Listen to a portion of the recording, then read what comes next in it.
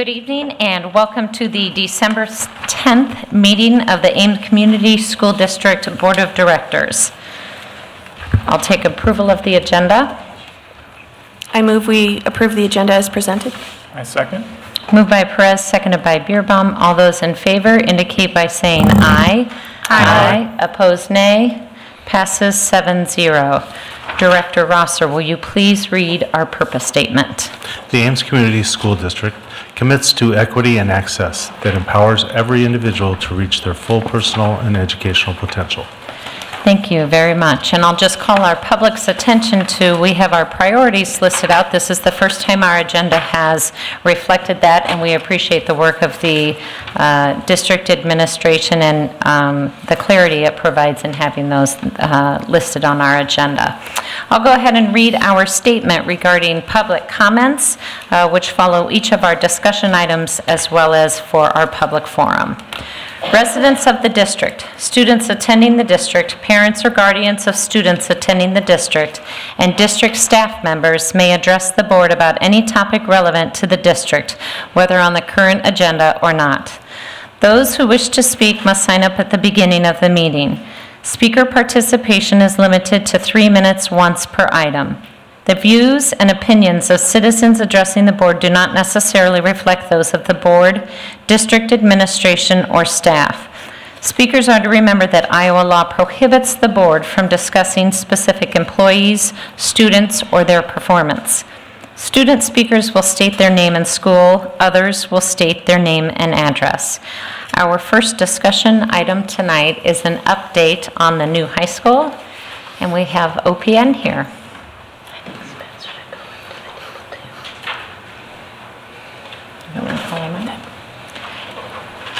And I think we also have Dean and maybe Principal Evans is here, and at some point will maybe wander up to the table for us.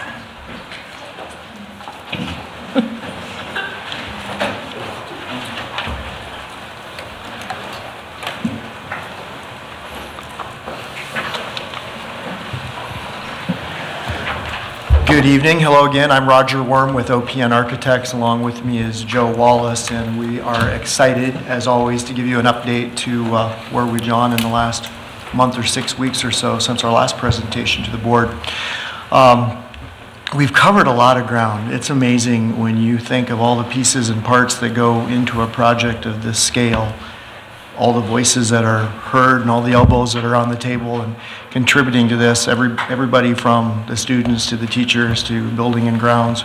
It has just been a phenomenal process with the folks in the district. So with that, it's very easy to say we are excited to be where we are right now tonight.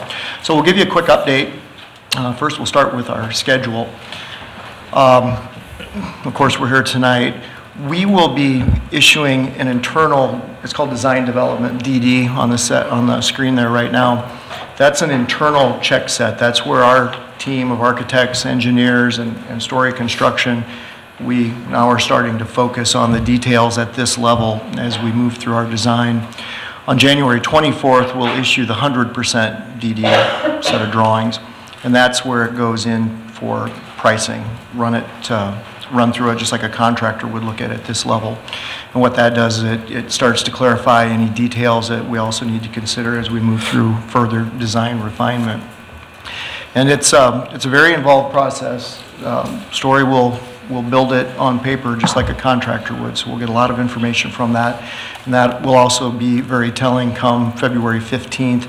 We'll know where we are relative to our overall first round of construction pricing. And then from there on, we have another series of meetings in February, the steering committee, another round of community update meetings, and then we'll be back February 25th to check in with you again. So with the floor plans, most recently, the last month or 6 weeks, we've really dialed it in to a room-by-room walkthrough of the overall floor plans and the site plans. And transportation, how does parking work and flow in and out of the site. So the last several weeks have been smaller group meetings where we can just focus those details with the different people through the different departments, through administration, And Joe will walk you through where we're at on those now. Sure. So we'll start here with the site plan, and primarily, you know, we focused on the program and really honing in on some of the things that you guys have seen already.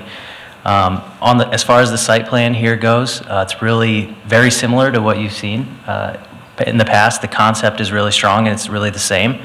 You'll see the site or the field configuration and the science discovery zone is maybe a little bit different.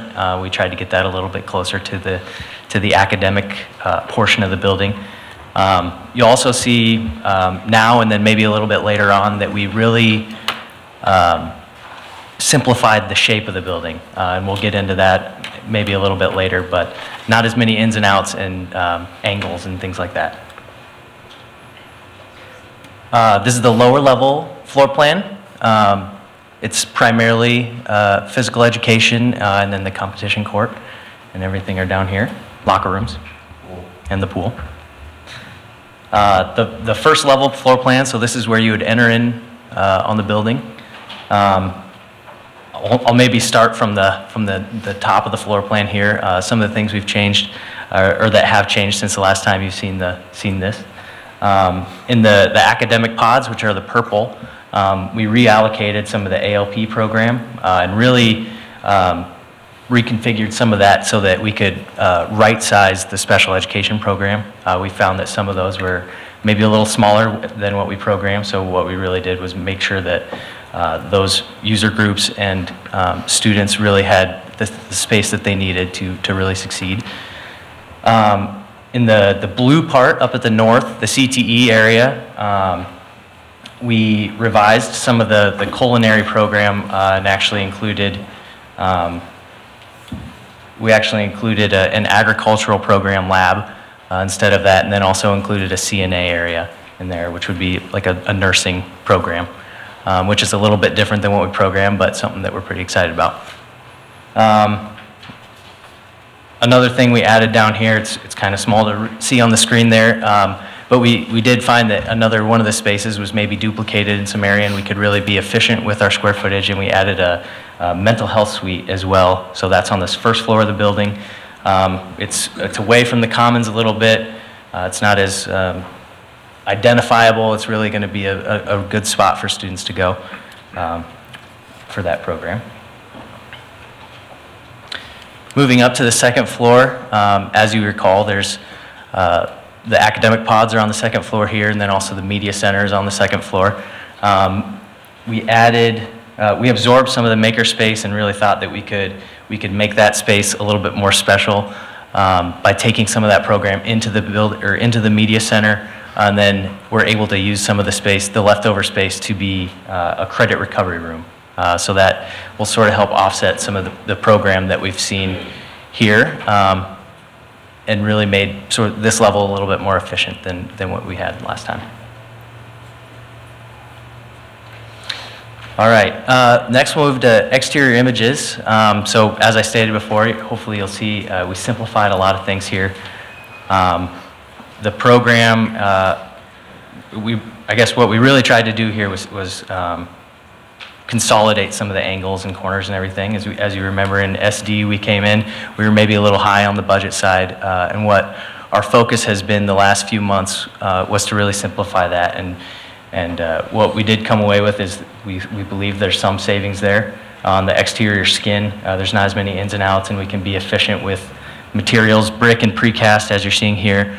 But then also this allows us to keep our big swaths of glass to be able to have natural light and daylighting, and especially the views out to the great site amenities here at the Ames High site. Main entry. And then this is the west side, so this would be the exterior courtyard right in between there, where we may have some outdoor seating and some really active space on the back side of the building here.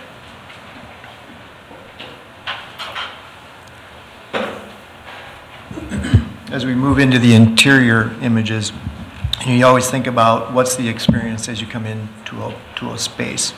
What's that sense of excitement? What's it like to learn, to be in a collaborative study area?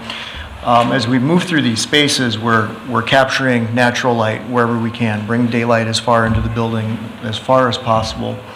And as you move through the space, make wayfinding easy, make it very clear, easy to navigate the corridors, line of sight for security and observation.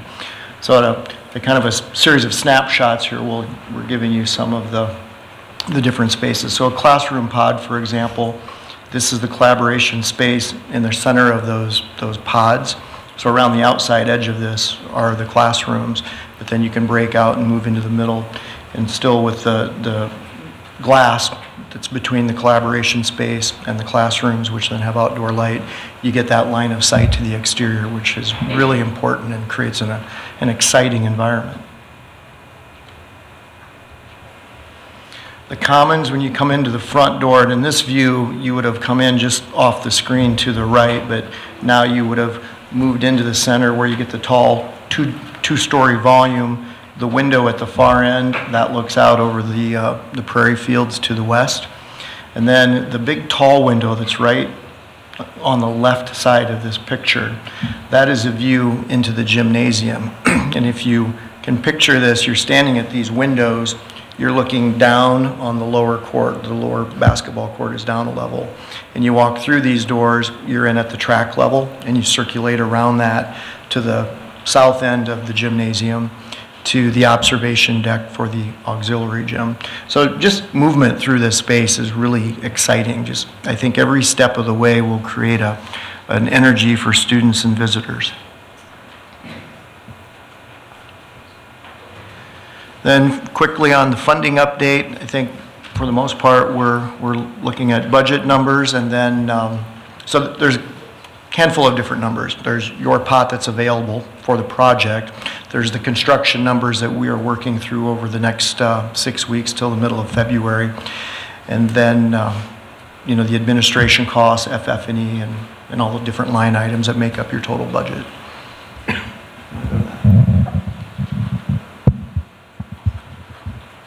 So I think I can jump in here, and this was what I had talked about with the board, just briefly touched on that Spence and I had been trying to work to narrow that gap between the original project budget, which was 123, and then our current, getting it to our current target of 137. And so really that leaves about a 14 million additional funding that we would need potentially. We had identified 7 million from sales tax that we could use, 3 million from PEPL that would be used, and then at the last PEPL meeting, budget meeting, we did identify an additional 4 to 7 million that could possibly be used that would get us to that additional 14 that we need. And in doing this, the goal as we tried to bring that cost, narrow that gap, was not to impact any of our programming.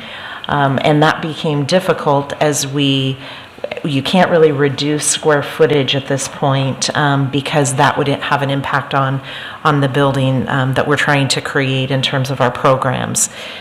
So areas that we looked at and that we I think continue to look at are around the interior and the exterior costs, and making sure that we are doing everything we can to reduce those numbers.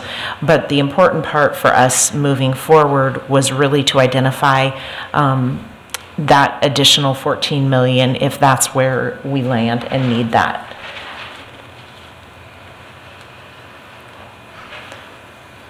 Are there any questions do you have anything more? Are you ready to entertain questions from all of us? Questions, okay. please. Okay. How about do you maybe want to speak to some of the changes that I heard Joe say, and maybe Spence and Jenny, maybe you can speak to them because you have been doing a deeper dive into this facility over the past 4 to 6 weeks. I heard you talk about some of the adjustments with the CTE area, and then some of the additions with the mental health space and the credit recovery space. Can the two of you maybe just speak to a little bit of those things? Sure. I can start with the CTE area. So kind of as I've discussed with you at other meetings, that we really want our CTE program to lead to some sort of certification and that we follow pathways. And so we have the areas that are the high impact areas that we're looking at, making sure that we are putting programs in place that are also those high impact areas, health services, and agriculture and some of those areas. So in doing that, it's important. We are required by law now to touch on 4 areas. So this gave us an opportunity to realign what we were doing. The culinary program, we didn't have a full program. We had really one class of culinary arts, and although it was a popular class, it really didn't lead into any pathway that we were currently offering. So that's not the best way for us to utilize our CTE classrooms, and so we're really defining, okay, what is it that we can do well, and have a continuous pathway for students that leads to certification, and then where are there areas that we can partner with DMAC or other programs to get those areas. You can't offer everything at a comprehensive high school, so we need to identify and then do it very well. What we do well. You want to talk about the credit recovery? Yeah, I think we've done a lot of work at just looking at every square inch of this building, and one of the things that we want to make sure that we offer is a space to be able to lock down at night. And so with the media center, and we're working on this right now, of being able to offer tutors at the high school. But we want to extend that to the evening, and then that would also be a place where we put that credit recovery, that people could get access to that at night with the academic and athletic wings locked down, so we could have an area that's right across from one another that could be working on tutorial plus credit recovery in that area. Obviously, one of the things that we're working hard on right now is the mental health. We had the availability by dropping a multi-purpose room, which used to be your boardroom. We did not have the need for that, but we needed a space for students that were struggling with anxiety to even get into the building. There would be a victory to enter the high school. And so we put that in an area that's right by where some of our classrooms use for independent living, things of that nature, built, so washer and dryer, things of that nature would be right next to that. So some of those students are also dealing with that mental health side of anxiety of having to maybe move out at age 18 and things of that nature. So we strategically put that there so that they could also learn to be independent and live on their own if they had to, but it was enough away that it wouldn't be having to deal with the masses of the students coming in and out of the building. So that was why we put the placement of that mental health classroom right by the apartment suite, I'll call it, for lack of better terms. Now that I'm, I guess, working for OPM, I better get up on the lingo. But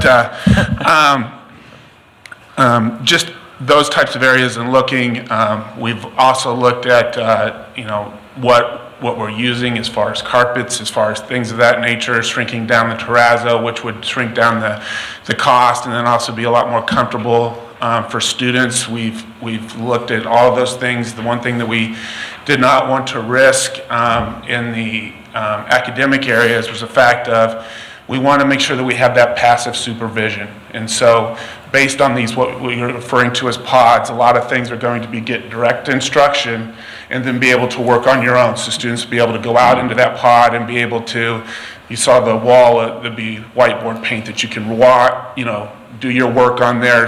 Teachers are now more facilitating that we can't risk losing the glass between the two so that the teachers can have that view. And so when we start talking about narrowing down like finishes, it was very important not to narrow down that finish to it loses its result and you now have more of 1980 school.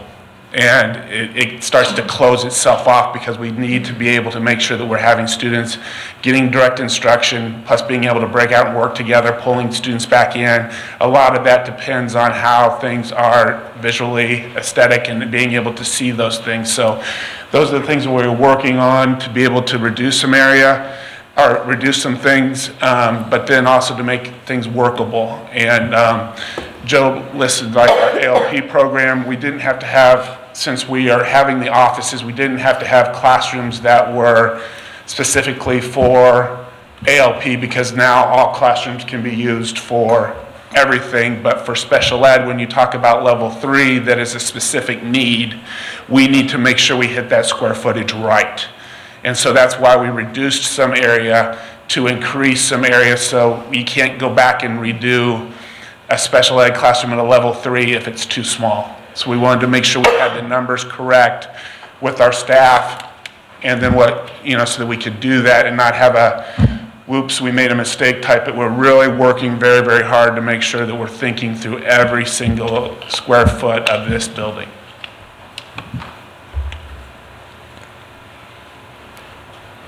Joel, if you could go back to the schedule at the beginning for me.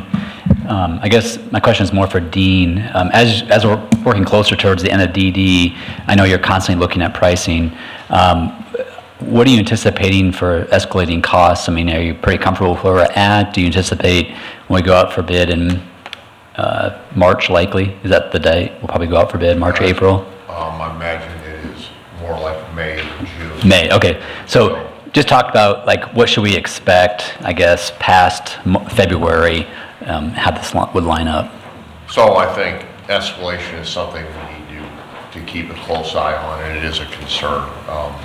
The events in the world, as we all read in the newspapers, are impacting that, and we continue to monitor that. We have assumed in the estimates to date a level of escalation, and we anticipated some of this, but that's a developing story, and we'll continue to keep an eye on that. Okay. And that's part of our discussion at the PEPL committee meeting, was having a little bit of reserve just in case this project comes back higher than anticipated. But I'm confident we're on track. I just want to make sure we have a little bit extra room in case it comes back higher.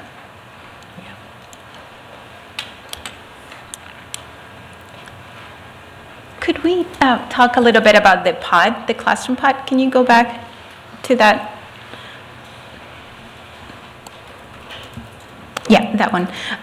It looks great. It does look very friendly to people that like to be around people. It doesn't look very friendly for introverts. Do we have a plan about the students that they kind of need a space, but we don't want to have them shut down? How can you talk about that piece? Well, I think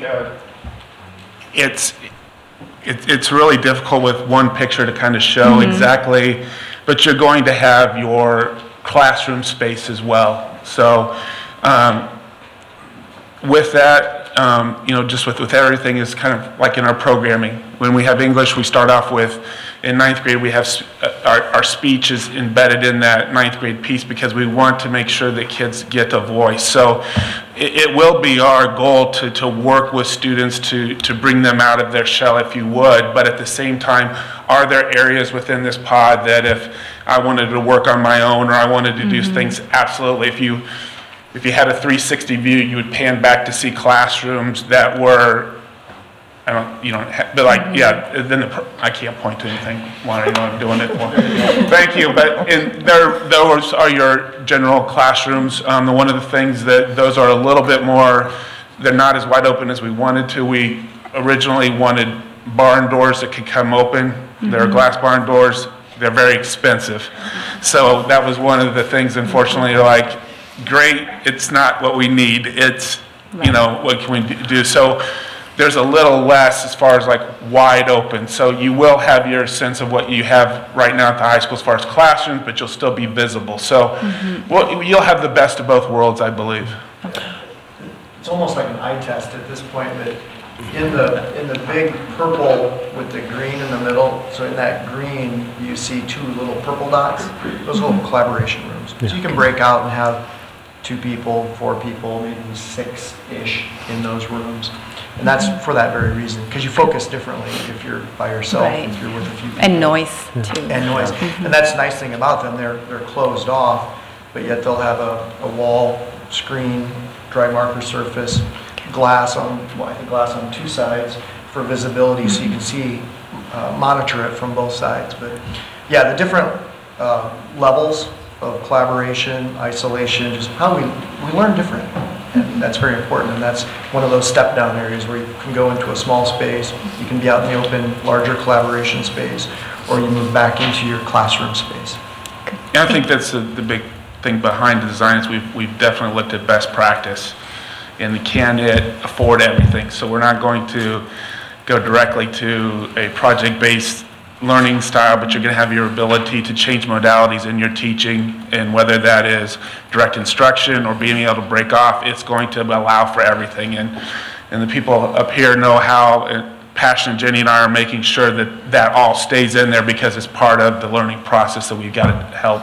So we don't end up with something that's too wide open, and then we don't end up with something that is closed off and looks like what we have, just a little newer. That would be a crying shame. Can you go back to the picture of the pod again? Yeah, so there, and I'm referring to the closest on this side of the wall where I think there's a monitor on the wall. That's the glass you're talking about. So that is closed off. Does that go around 3 sides and then the wall, or just 2 sides? The glass. In that view, it's very open. It's on 3 sides. There's the transparency of these images is a little different on our screen, but if you look at these, you can see it probably a little bit better. And we're still working through that. How much separation do we want? How much glass do we want? But that's what you were referring to, where a smaller group of students can go into that space, have that intimacy, let's call it, or privateness, whereas some. Which some students need compared to other students that, want to work in the bigger groups. But that was what you were referring to, correct? Okay. While you've got this picture up, Roger, you had mentioned something about the wayfinding with the colors. Do you want to maybe highlight that? Because now we have that visual in front of us, what it may look like. Okay. So each pod will have its own color. And it's happening in carpet, a little bit in the walls, and we're still working through the finer details on this, but each pod will have its color. So when someone comes to the school, you can say, go to 2nd floor, north, blue, and that will get you to the pod that you need to be in. So in that regard, it's very easy, and even the corridors are very linear. It's like a double-loaded corridor. You can't get much more efficient than that in circulation. And then once you go into your classroom pod, it's that environment. It's the group of classrooms around the collaboration space. And not only do the colors identify it, it gives it its own character. That's your space. As you move through the school, you'll go to a different color, a different pod. And with that, as you lock down the commons will be school colors. So coming in, you won't wonder, did Ames High change the colors? No, this is just with a large building like this is identification. This helps relieve that anxiety for new students to the building, exactly visually where I go. But as we've also designed, as we lock down that commons, it'll be done in a lot of orange, white, grays, things that obviously recognize our school colors, orange and black. I want to just thank you for all the work and keeping us informed. It's clearly a very complicated process, and as you all have gone through the process of trying to shrink the space and bring the price down, I appreciate that you've still prioritized spaces that benefit our vulnerable populations. And so from my perspective, this is the first time I'm hearing of a specific mental health suite, and I think that's a fabulous idea. Also, a specific credit recovery room. I knew we had been thinking about ways to make that happen, but prioritizing that and kind of building making sure we build it in a way that facilitates that, I really appreciate. And also that even as we're trying to shrink the building, that you would be mindful about increasing the space for the ALP program. I want to thank you for that, and I appreciate that. And what I think is that even though it's a lot of money, what I'm hearing is a building that I at least would choose to invest in, because it really is prioritizing the equity that our district is working towards, and really trying to make sure that everyone is included in this academic space, and I appreciate it. Thank you. I wasn't real clear on the credit recovery space. You made reference to it. Can you go back to the floor plan and point that out again? So, Okay. yeah, right in that, it matches up towards the media center. Okay. Aqua blue, that'd be right across the hallway from that. So I see. I think the other thing that there's a lot of time has been spent on is just the supervision piece, to make sure that we're able to lock down areas when we're having events, that we don't allow us, anybody besides athletes down in that lower 0 level. A lot of thought has been into that, as well as this is being able to lock it down so that bad things don't happen where there's not supervision. So this is a straight direct entryway right up to the media center, across the media center. That's about 1,200 square feet, I believe, something of that nature. And this would be something that could be utilized outside normal school hours? That is correct. And that was the intention of locating it in conjunction to the commons area? Exactly. Great. To piggyback on Lewis's statement, can you talk to, I guess, Jenny and Spence, your vision of how the community will interact with this beyond athletic events? I think the area that we're building that'll have the theater and the balcony, one of the things that we've tried not to do is compromise that. We've heard from, many of our stakeholders that the capacity of that seating and that being done, I guess, with real integrity, was very important to this community. So we see that as being a space that can be utilized by the community, as well as by some of our other buildings. So we've talked about having some of our concerts and things in other buildings that would be in that space. So I think that's really important. I think really the entire building is set around to be community friendly, and being able to, I see the opportunity to offer some night classes in our media center, and even the credit recovery room will be flexible enough to be able to do that. So that's an academic side. The placement of the pool is able to shut that down from the rest of the building, so that you have access adult-wise that you can keep away from your students, away from the students. So every piece of this puzzle has been put together as how can it be obviously maximized and used for the students, but then also maximized and used for the community. And that's one of the things that we really fought hard for, is to keep the size of the auditorium where it needed to be, because to be honest, it could be a little smaller if you're just focusing on the high school, but then when you focus on other things that want to be in there, it doesn't make sense to take the balcony out. That's something that you can't feasibly put back in. So it was really that we're looking to make sure that we have all the needs for high school students, but all the needs for the community in the future.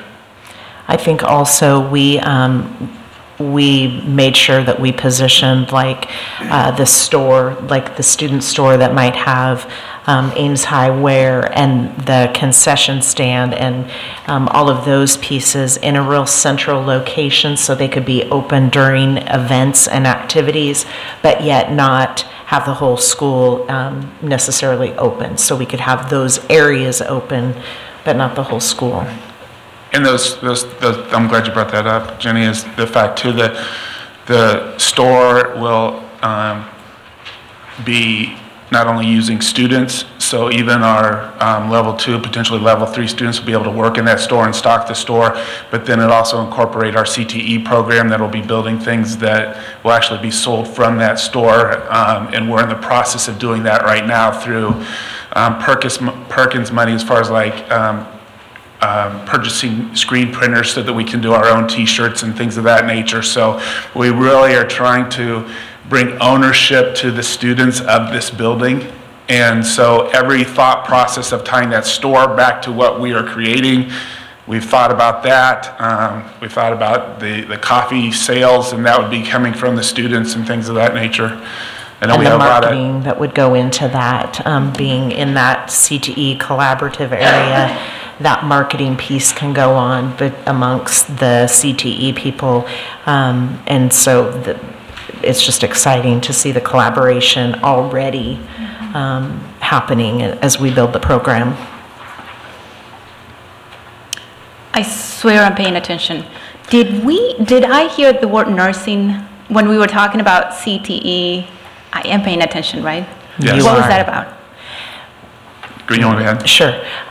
So DMAC offers a nursing program, but there is a huge waiting list for that program.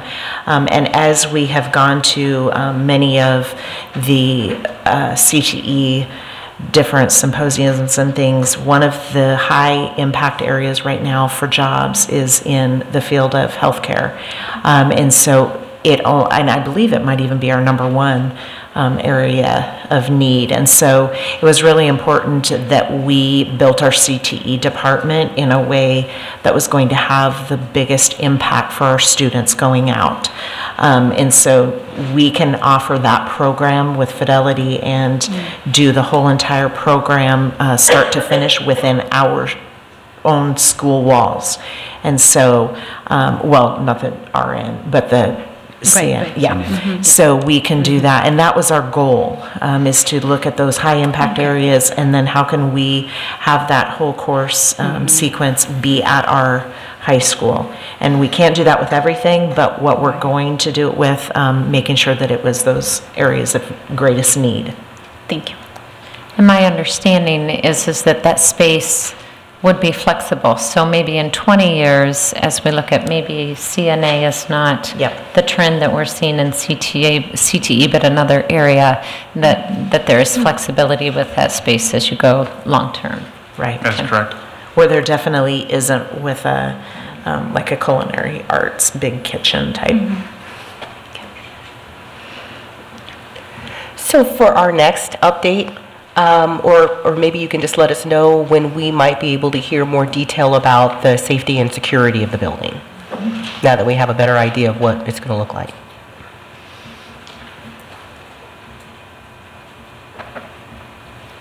Any other questions or requests for additional information from OPN, Story, High School Principal Spence, or Jenny? I want to thank all of you. Spence and Jenny, I know that you have spent a tremendous amount of time, and it is great to hear you talk about it and see how you have really invested a lot of effort in this to really help bring it to our community. And thank you to all of you for all of the work. It is very exciting. We all need to take a moment and just look at and think about these pictures. What an incredible opportunity for our community and district. So thank you very much for providing the information. We'll look forward to our next update. So, thank you guys.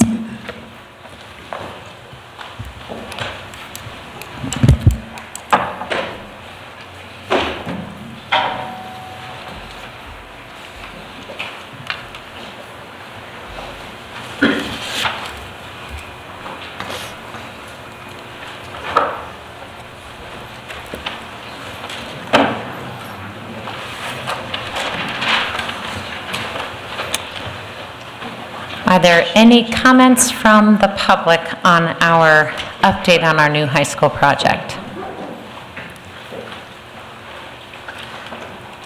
Seeing none, we will go ahead and move on to our next item on the agenda, which is the Memorandum of Understanding with the Ames Cyclone Aquatics Club. Chris? Good evening. I'm going to take the lead here, but Jenny and Elisa and Aluk have done a lot of work on this with the Ames Cyclone Aquatic Club, and I hope they'll jump in if I misspeak or if they need more information. Obviously, you've just seen that the high school is coming along, and it's very exciting. One of the things that you did see on the picture but that we didn't show or talk much about was the natatorium or the swimming pool. So as we progress with the new high school, we'll be transitioning from the municipal pool that we have shared with the city for almost 50 years and transitioning into a district-owned pool. The board has had significant discussions about how to do that without significantly increasing the operating costs to the district. And so we had presented information that based on a facility that was somewhat similar to the Linmar facility, that their current operating system or their current operating cost for a pool of the like size of what we're considering was about $124,000.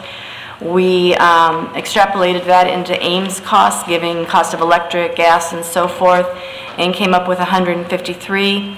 And then the board desired to use a total of $200,000 so that we had some cushion in there when we're looking at ours, that we're trying to account for $200,000.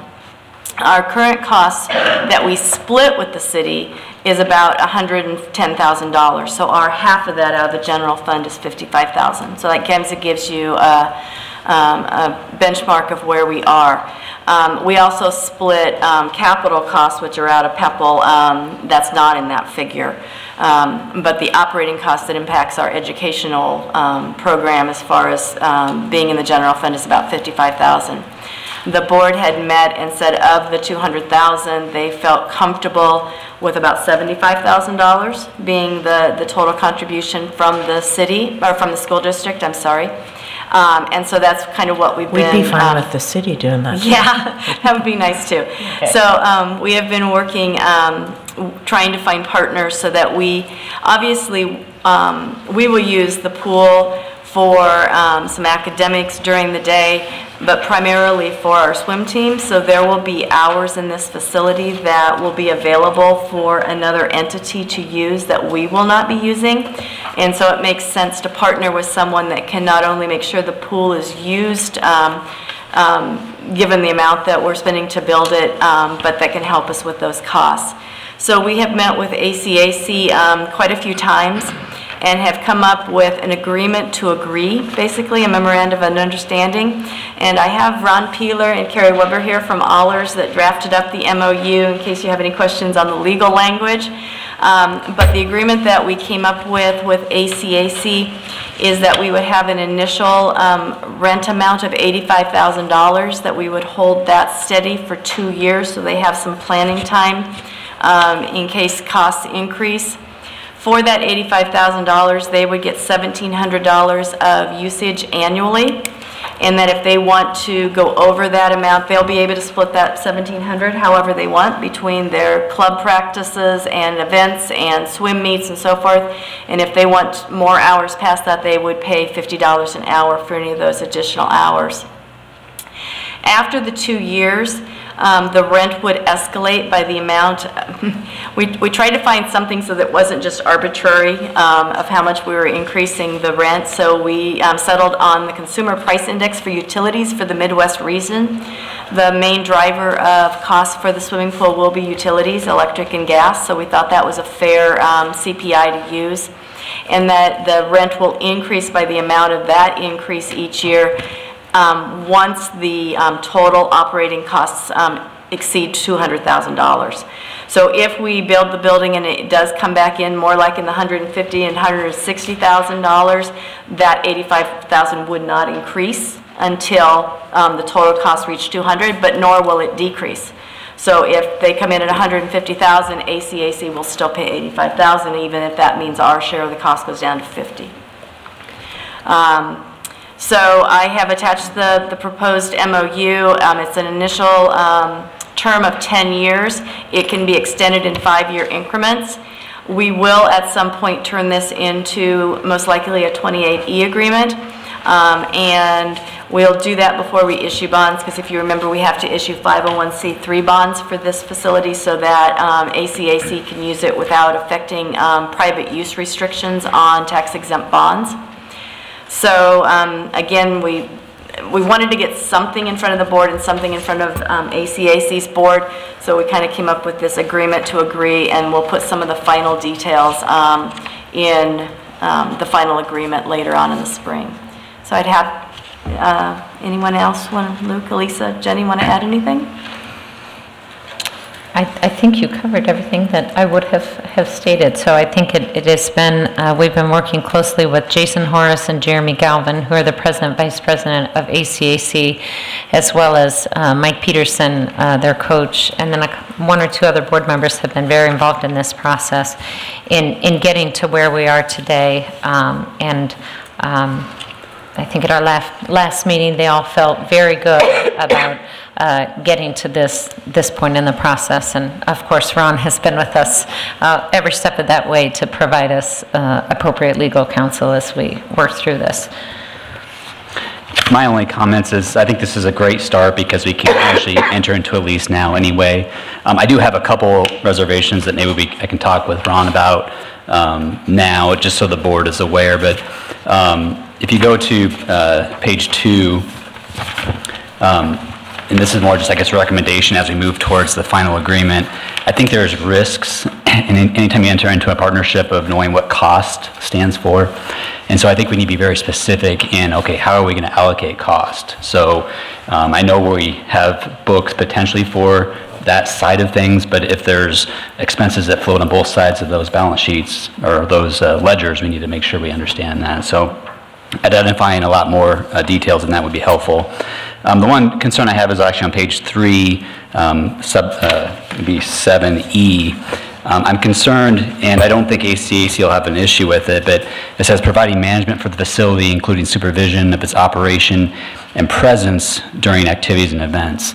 The presence thing is what I'm concerned about, because if they're having practices at 5 o'clock in the morning, I feel it might not be a wise use of our time having staff there. So I'm concerned about having that because I feel like that says we will, and I feel that kind of locks us into an expense that we may not need to incur.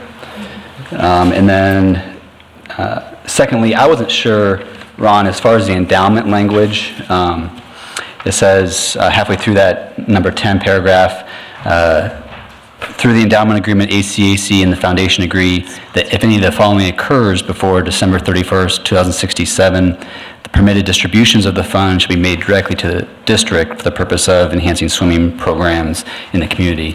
I was on the assumption we can't have assets within any kind of investments. Are we allowed to actually own, should ACAC go away, can we generate a return? I was always under the impression that that money was going to come to us in a lump sum.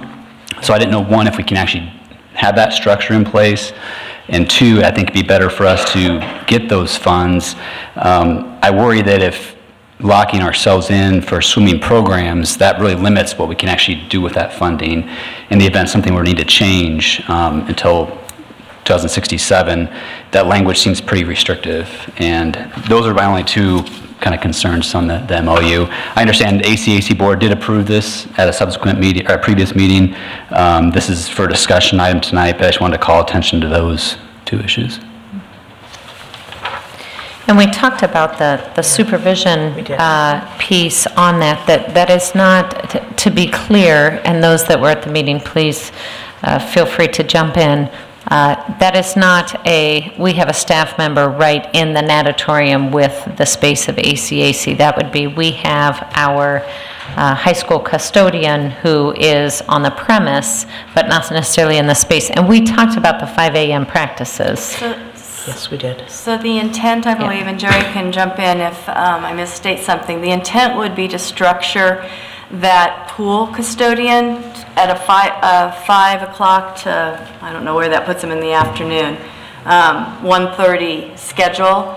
And then the remaining custodians at the high school would do anything after that. So it's not actually, it's that the custodian would be on the campus and available if there was an issue, like if a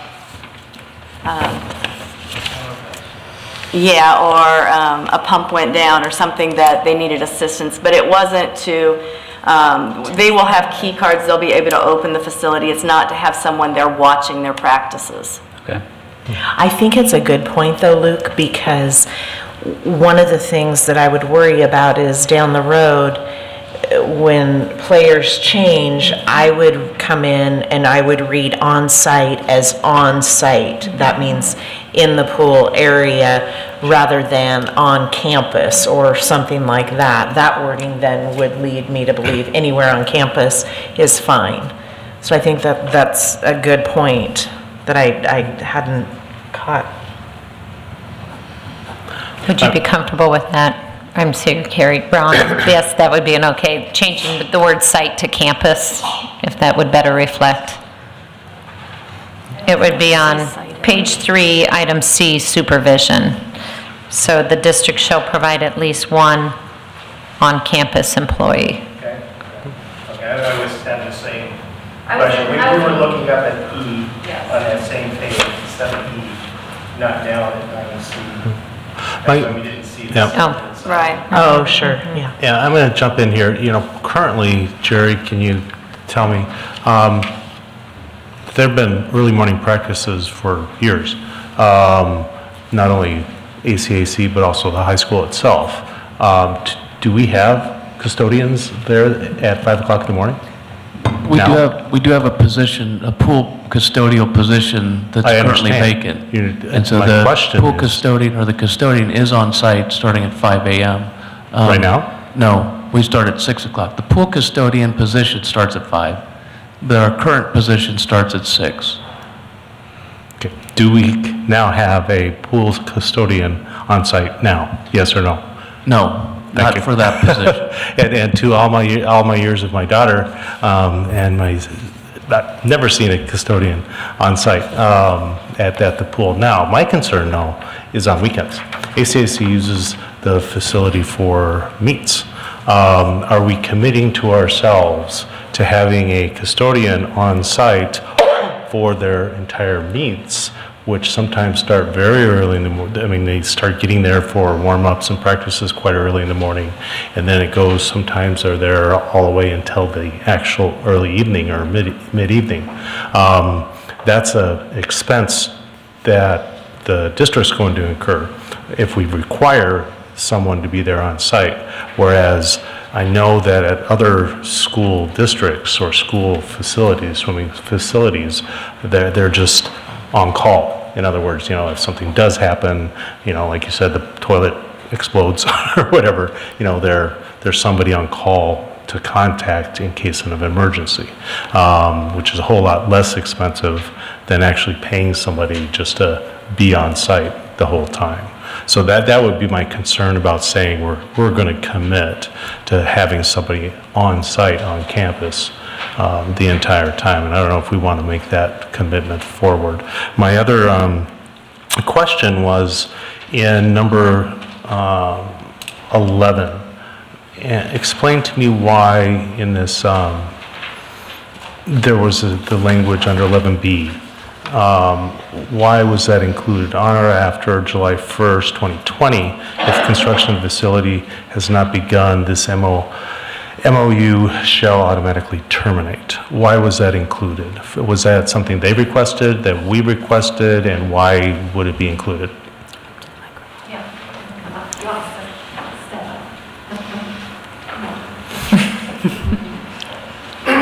right, so essentially, this is the start of what will eventually be a lease agreement. One of the microphones.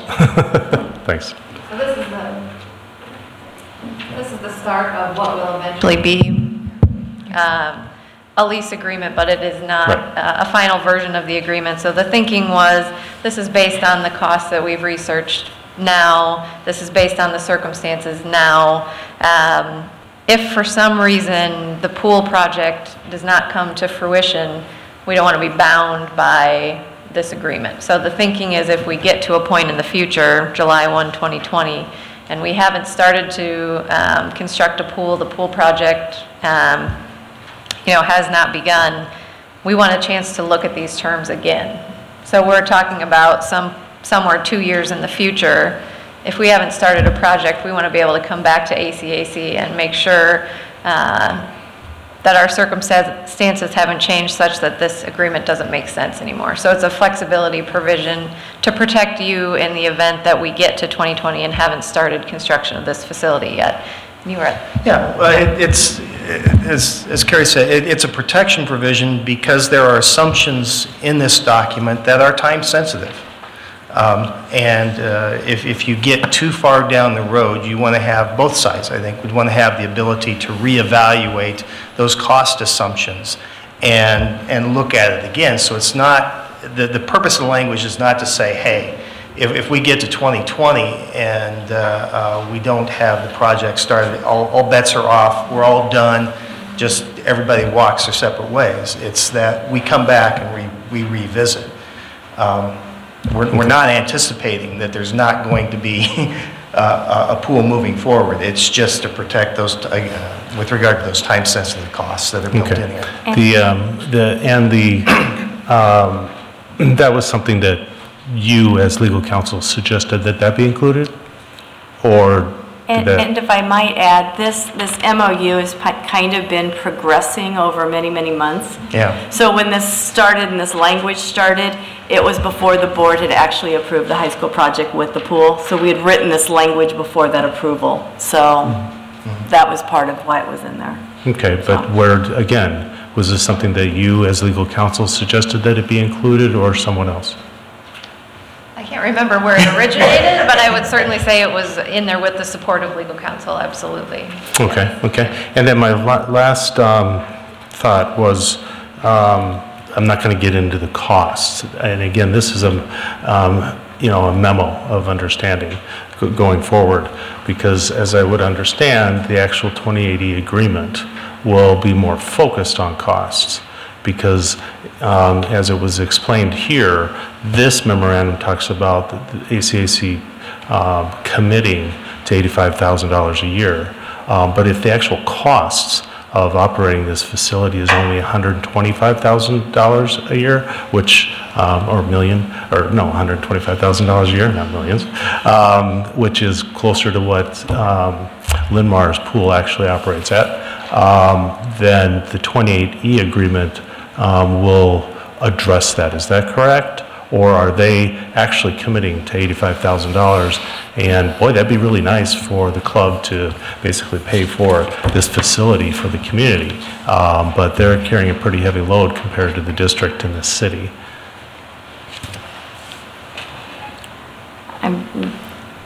They've agreed to it at this point. So to ask our legal counsel in terms of if ACAC, they have agreed to the $85,000. Yes. So I would put that in their place to push back on the price should they desire. Okay. And then my last question is, and this is probably not for you, but others, are we now then going to be considering a memorandum of agreement with the city? Because part of our funding mechanism with this was that we committed to 75, the city was going to commit to 25, and then ACAC was going to make their commitment. So are we working on a memorandum of agreement with the city at this point right now for the $25,000 per year or not? So if you recall, as we discussed that is, we are in discussions with the manager and the mayor about what does our facility usage within the district look like. And so that will all be a part of, we have had discussions. There is more discussions that need to take place in terms of the facility usage policy, not the policy, but how we work with the city and what they are charged to use our facilities. So is it actively being worked on right now? No, but there are discussions that are taking place. In addition, the $25,000 includes more than just the pool. It includes all use of our facilities. So I think it's a fairly cheap rate for the city to be on board. Regarding the $85,000, I guess my expectation would be that's a decent rental rate that the district should receive.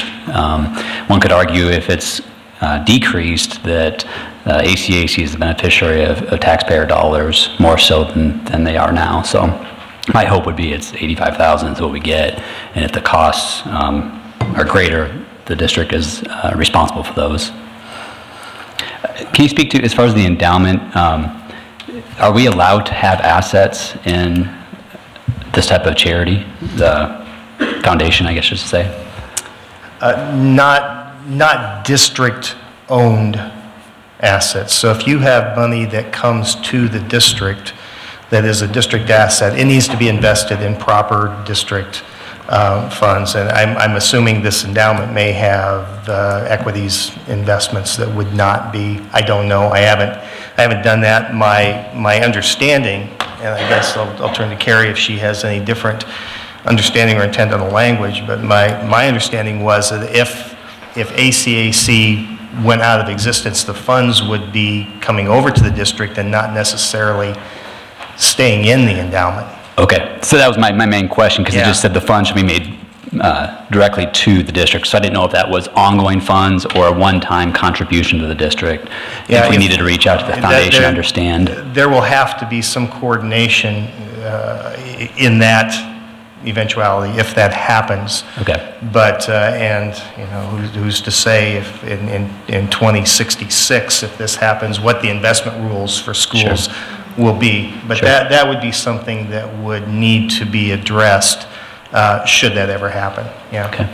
So is that something that an adjustment to this document is needed, or do you feel comfortable with the language that it is currently, the form that it is currently in, that it properly protects the district should we find ourselves in that place? I think the language of this agreement is sufficient for now, and we can look at that question further as it goes on, and we can see if there needs to be any adjustments in Final 2080. Okay, great, thank you. Can I ask two questions? Oh, did I interrupt you? I'm sorry. No, I was going to ask if there's any more questions. I just have two questions. My first question, I think they're both related to 9A. I see that we are anticipating ACAC having 1,700 hours per year of use, and just my crude calculations show that to be 4.7 hours a day. Is there a sense of the way in which they're going to be using the facilities? They're certainly not 365 days a year. Weekends, like morning, afternoon, what are the plans? Yes, so to be clear, the high school swim team, our programs get first nod at those hours. And so how we arrived at the 1,700 hours, and Chris and Jerry calculated the numbers, so if you want to, but essentially they gave us a spreadsheet of what they anticipated that use would look like. Jerry, do you want to speak to the specifics of that in terms of hours? I think it's 5 o'clock at night until...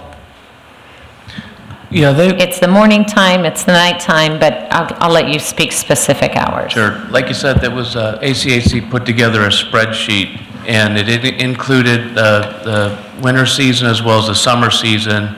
And then the hours were different based on the high school boys and girls swim team. In the summertime, they'll be out at Furman at the outdoor facility more often than not. So mathematically it calculates to 4.5 hours a day, but it's not quite exactly like that. They had a specific kind of a schedule laid out for that. And that's what we used to base that number on. So we didn't just pull it out of the air. It was a derived, calculated number. So I guess what I'm asking is, we're anticipating that the use will be before school and after school during the week. But I guess what I'm also not clear on is, are we anticipating there'll be weekend usage as well? Someone mentioned meets, and so I assume there'll be that as well, correct? Yes, they do currently hold practices on the weekends as well as have meets on the weekends. So the 1,700 hours would include access over the weekend? Yes. Okay. And then my related second question is, again, in 9, it's right here in 9A, it says ACAC may use the facility or selected areas of the facility if such use does not interfere with school-related use scheduled by the district. And so it wasn't clear to me if we were anticipating that some of this 1,700 hours would be occurring during the school day. I don't believe they would. Okay. Most of the kids that are on ACAC are in school anyway, so I don't think that's a big concern. Well, I guess it is for me, because these conversations have gone on for a long time, and I recall that there was some discussion about adults using the pool related to ACAC, and so I'm trying to understand if we're saying that these adults would be coming into the school during the school day. So I'm just asking for some clarity. I'm not sure if you're getting that confused with adult lap swim, which is a city function. No. So they talked about potentially having a master's program. Yes. I think what you're referring to. So again, the district could take priority over our usage, which would happen during the day through physical education. And so I wouldn't anticipate maybe very limited window for lap swim of some type of master's program that they utilize it. So I don't think that risk probably is there. I mean, it could be there, but from what I'm envisioning, it wouldn't happen. And I would expect that it would be managed in a way, should that opportunity present itself, that it would be managed in a way that the safety of our students is of paramount importance. So hence the reason that this pool can be locked down to the rest of our facility, should we be in a position that time we believe would be available for outside use during the school day. How did we come up with the $50 hourly rate for any additional rent time? Well, if you divide 85,000 by 1,700, it's $50 an hour. Okay, so the 1,700 hours includes the meets? Okay. The 17 hours will be, they will determine how they want to use those 1,700, and if they want to do something that would exceed 1,700, then they would pay the additional hours. So what we envision, I think, is that we'll sit down with them each year. They'll give us a master schedule that shows how they want to use their 1,700 hours. And then it would be a case where they might come to Jerry and say, you know, we just got contacted by X entity that wants to do another meet. We want to have a meet that we hadn't planned. That's when the $50 would kick in, that $50 extra an hour. Correct? I guess one question I would have, and it's not really covered, so when we do the next agreement with them, I don't see anything that covers basically the swim team equipment. So the swim team has a massive amount of equipment there that's, they have to replace yearly, that's consumables, things like that. Is this anticipating that ACAC will share that equipment? And if so, have we thought through, the cost there? Because basically we might have to be replacing it more often due to that usage. If we could take that into account in the next agreement. Part of our discussions too would be, as this endowment grows, hopefully for ACAC, they'll have distributions that they can then invest back into this facility. I guess my expectation would be is those are contributions made from ACAC to the school district, because I don't think it's right for us to not own those assets. And ACAC was comfortable with that was their intention, to make contributions, whether starting blocks or whatever else they want to put into it. It's just a better facility for a whole community.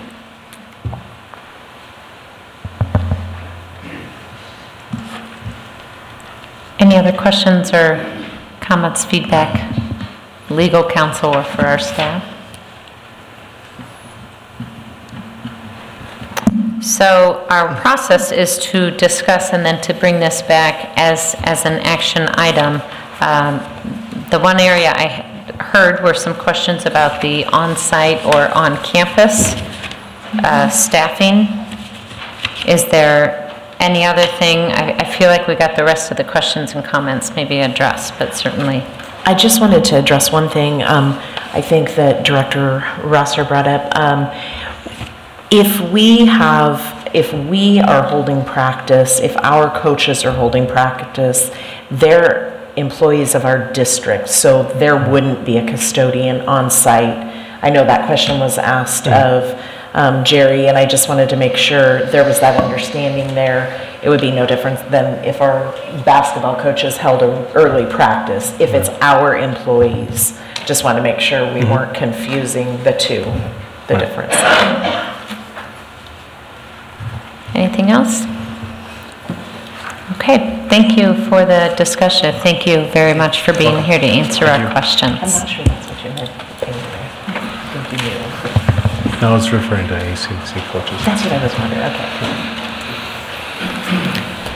Are there any comments from the public on the Memorandum of Understanding with the Ames Cyclone Aquatics Club? Seeing none, we will go ahead and move on to the physical plant and equipment levy budget.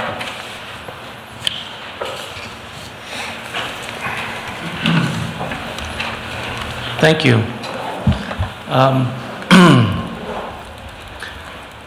I tried to put a lot of the information as far as the background and what I do with the preparation of this particular PEPL budget in the board agenda form, so I'm not just going to go through and read that again to you out loud. So want to kind of cut down to the chase a little bit. Basically, the reports that I have include the 5-year budget, and by school board policy, that's the budget that, that I need to be able to provide each year. Along with that 5-year budget, then I also got in the habit of doing last year's results, this year's final budget, and next year's initial budget. So those three, it's just kind of a way to kind of zero in on a year-by-year basis to see how we did last year and what we want to do this year, and then what we're thinking about for next year. And so, as you see, the initial budget for 18-19 changes from the initial to the final. That happens over the period of the year. And then the initial budget is just where I'm starting. The one illustration I think that's pretty telling or helpful, this is a pie chart that shows the distribution of the PEPL funds. What we do with the PEPL funds are we're able to do basically facilities maintenance. The Iowa code gives me the directions of how the PEPL funds can be spent, and the school board policy gives me the prioritized list of items and how we want to approach spending this money. So significantly, we primarily do facilities maintenance, routine maintenance, and we're hitting about $1 million a year. The annual budget receipts that we get for revenues on the PEPL is about 4.5, and in the next few years it'll be approaching $5 million. We also are able to keep a fund balance, so I don't have to use it or lose it. I can kind of accumulate it over the years. Historically, I've been trying to keep about a $2 million fund balance, and that's in case of some kind of a catastrophic failure. That makes a lot of sense when you have old buildings, but now that we have 7 out of our 10 buildings are new or newly remodeled, and Northwood and the middle school are behind that, so 9 out of 10 of our buildings are within 15 years old.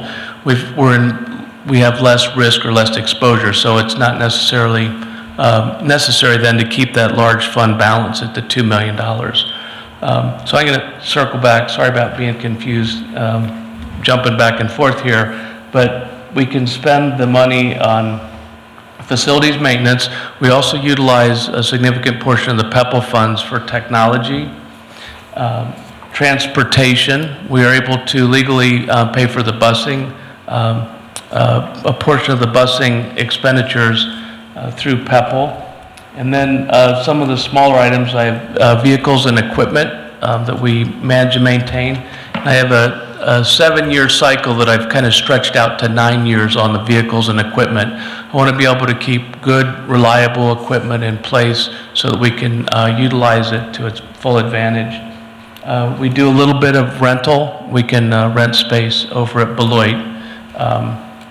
And then the next one is our capital improvements. And so with the capital improvements, those are projects like a roof replacement, boiler replacements, chiller replacements, window replacements, converting to LED light fixtures, doing renovations, things like that. And then I carry, typically I've carried about a $400,000 contingency. And that just helps me to be able to assure that I can get the PEPL projects that we have committed done on a year-by-year basis. So that's, and with that, we're running about $2.8 million for capital improvement projects. So that is a little graphical illustration of just how things are distributed. The next one I want to talk about then is the projects that we did last year and our successes and failures. That was on the second sheet of the board agenda attachment. Just wanted to, these are some of the projects that we've done. Rather than going through and listing all of these, I think you had the opportunity to read that in the agenda form.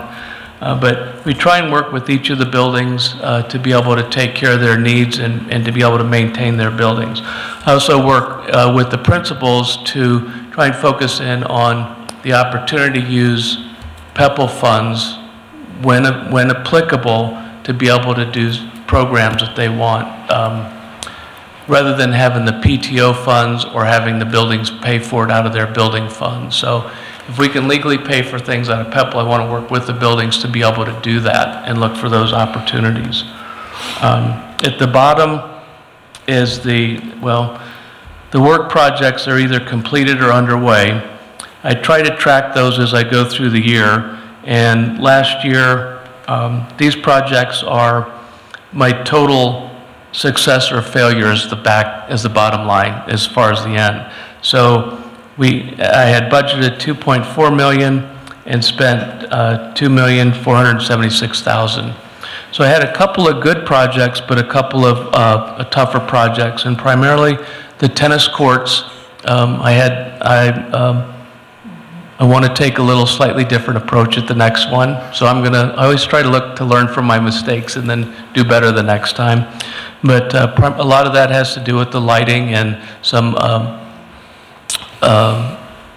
low estimating, I think, on the project when we were building that or doing that project.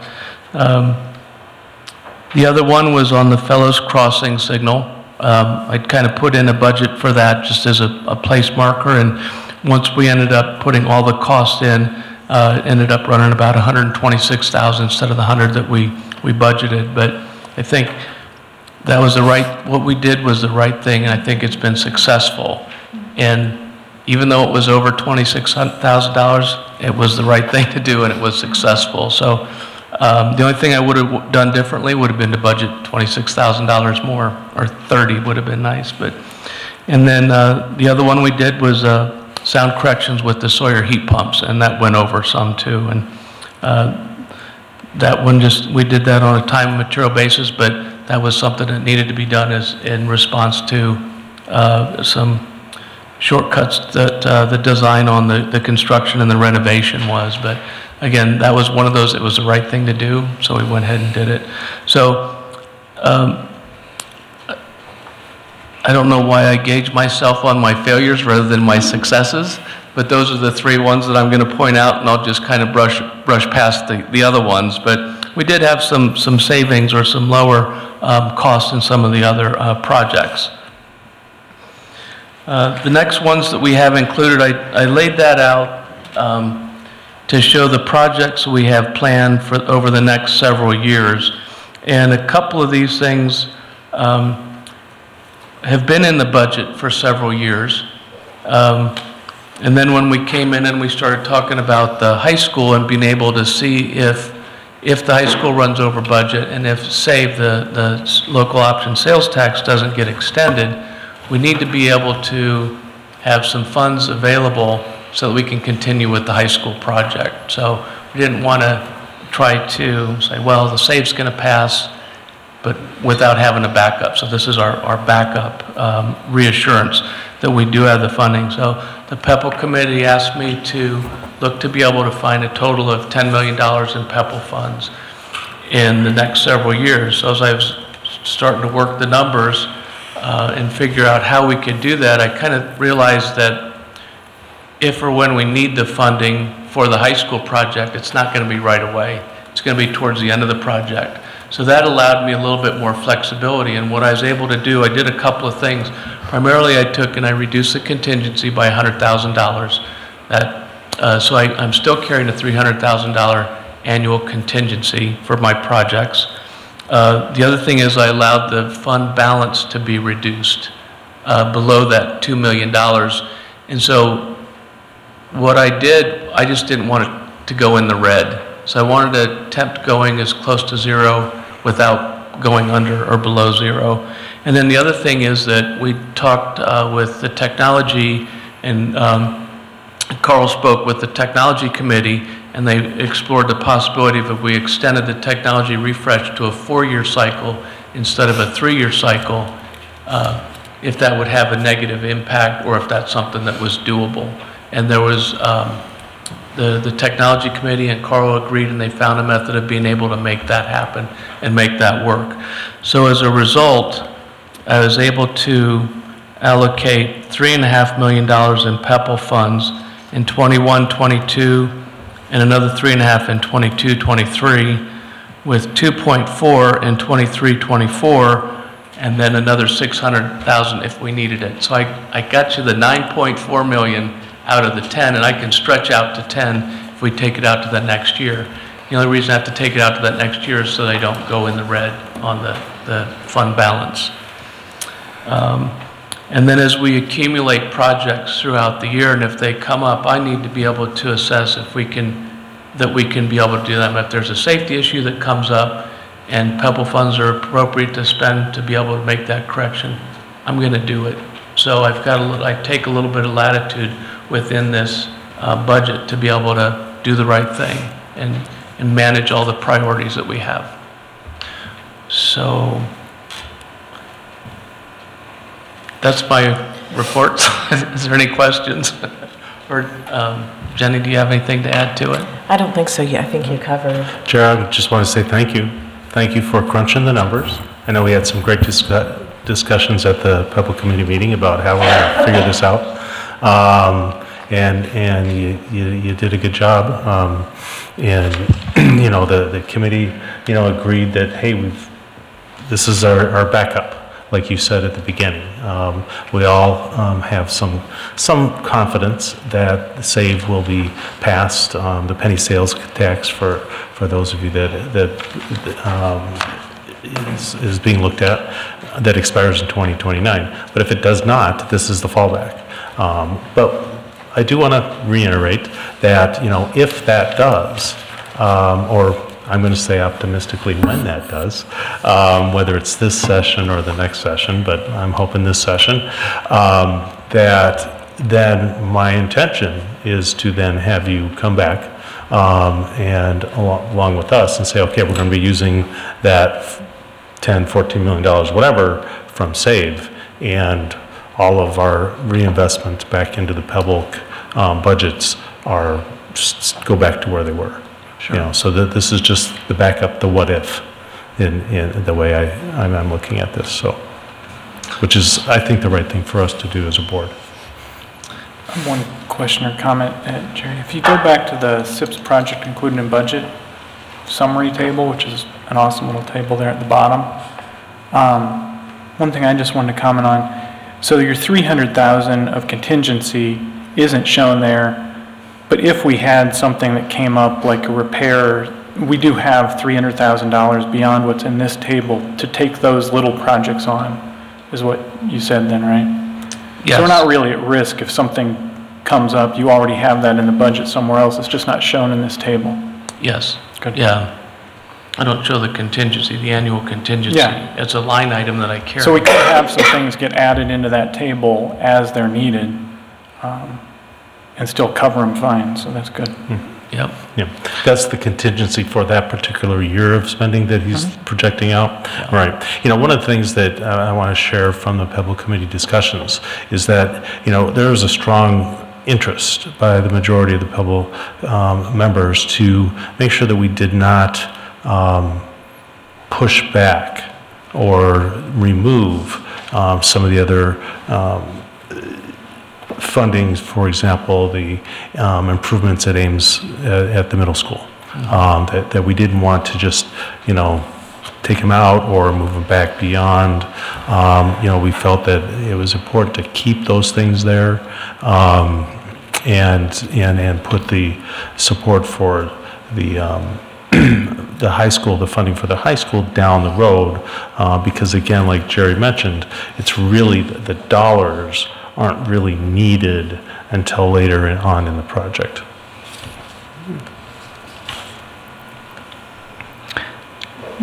Based on my calculation, it looks like your escalation year over year is about 2.7 to 2.8%. Historically, is that what we're getting generally in state in revenue, tax revenues? I would assume it is, but... As we all look at Chris. I'm sorry. She didn't hear the question. I'm sorry. Based upon the budget, we're estimating a 2.7 to 2.8% increase year over year in state revenue. Is that historically what we've received? So Pepple is 100% property taxes. So I have used what Jerry didn't think used to be a conservative number, but is now turning out to be a conservative number of about 2.6% increase in valuation growth. So that then generates the increase. So I've got that taken out. And then of course, like at the end of this month, I should get the new valuations for the next budget year. So I'll get those in there, and then we'll escalate from there on up. So if they go up 6%, then we'll put the 2.6 after that. So I had, when I'd gotten here, 2.6 was kind of the average of the prior 5 years, and then we started having some explosion of growth in our valuations, so that's where I came up with the 2.6. And just, that's probably, my point is it's probably conservative. I mean, given the growth that's happening in Ames within real estate, I'm confident that this number is strong. So I just want to point that out for the board, that the risk of this being less than what's budgeted, I think, is minimal. And then I guess more talking to strategy for funding bonds. I was wondering maybe if the Budget and Audit Committee could at some point, I know Piper does this, but come together to talk about strategy and how we're pushing out bondings. Because like is pointed out, we're going to potentially use up to $10 million out of Pepple. How does that fit into the bigger picture? Should projects come up, can we put money there? Point being, I'd much rather lock in our interest rate as quick as we can and not knowing where rates are going, and just so talking through maybe as a Budget Audit Committee, strategizing that through that. I don't know if that's 2 months from now, 3 months from now, but at some point. Any other questions or comments for Jerry or Jenny or our Pepple Committee members? One thing I want us to consider, we at our last meeting, not our last meeting, maybe 2 meetings ago, we identified where everybody was with their comfort level in these additions. And I just would like to get an idea from everybody individually where you are, because if we are not feeling comfortable with the additional money, we have to let our construction team know, because it changes the entire design that we've gone through. So hearing Jerry's information about Pepple and his comfort level and all of the detail he provided us in, and how he believes that 7 million up to 10 million, understanding worst case scenario, because we certainly are hoping and encouraging save to get extended. I'd just like to get an indication from all of us individually if we're feeling comfortable in this plan moving forward. Feel free, anyone, to go first. I'd say that given the contingency, and also thank you, Luke, for bringing up the idea of it is low risk given the funding source and the conservative estimates. I'm comfortable with saying this is a good way forward, a backup plan really, if we don't get SAVE extended and if we need the money. I'm comfortable as well, and I also want to thank Luke for all of your questions, and they're lacking on the rates. I think that it's probably going to be pretty crucial for us, but I am comfortable right now with the 10 million. Yeah. I'm comfortable with it.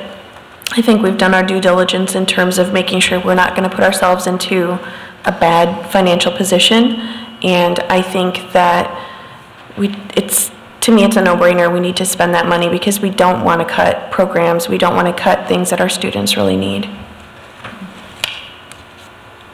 I'm supportive. So I'm hedging only because I think the word comfortable makes me uncomfortable. Sure. So I'm trying to figure out how to answer the question that I think you're asking. From my perspective, we are moving forward with a building that makes sense for the education we want to provide our students. And we have an obligation to pay the debts that we incur.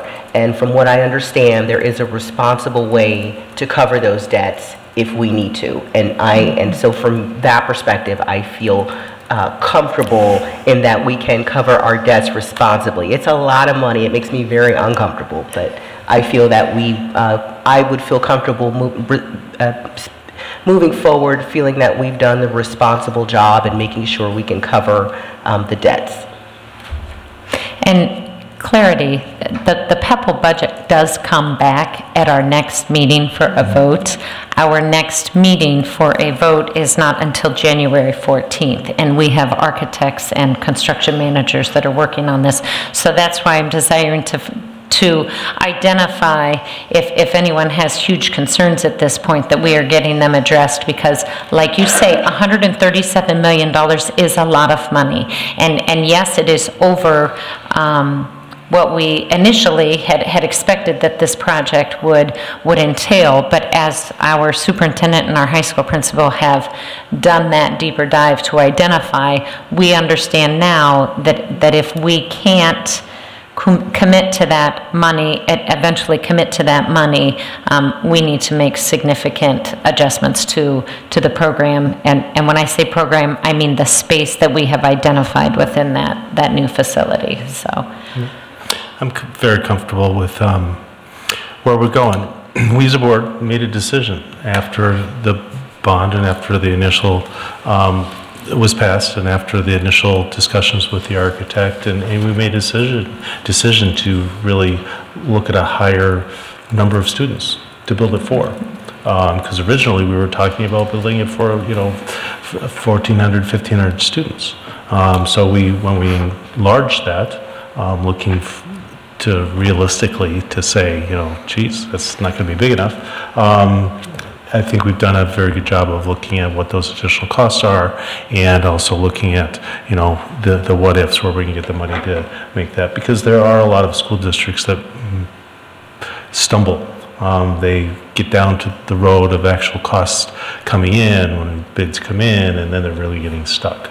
So I feel very comfortable that with those fellow members of the board, we're making a really good decision early now, rather than addressing those issues down later on, and giving good direction to the architects and our construction management team to come up with something that's going to be great for our community. So yeah, let's go forward. Looking forward to see the updates coming up, and all we're going to be busy in February. Yes, we are. So thank you. I appreciate everyone sharing your perspectives, because I do think it is important as we continue along this journey towards getting shovels in the ground for that high school next summer. Any public comments on the PEPAL budget?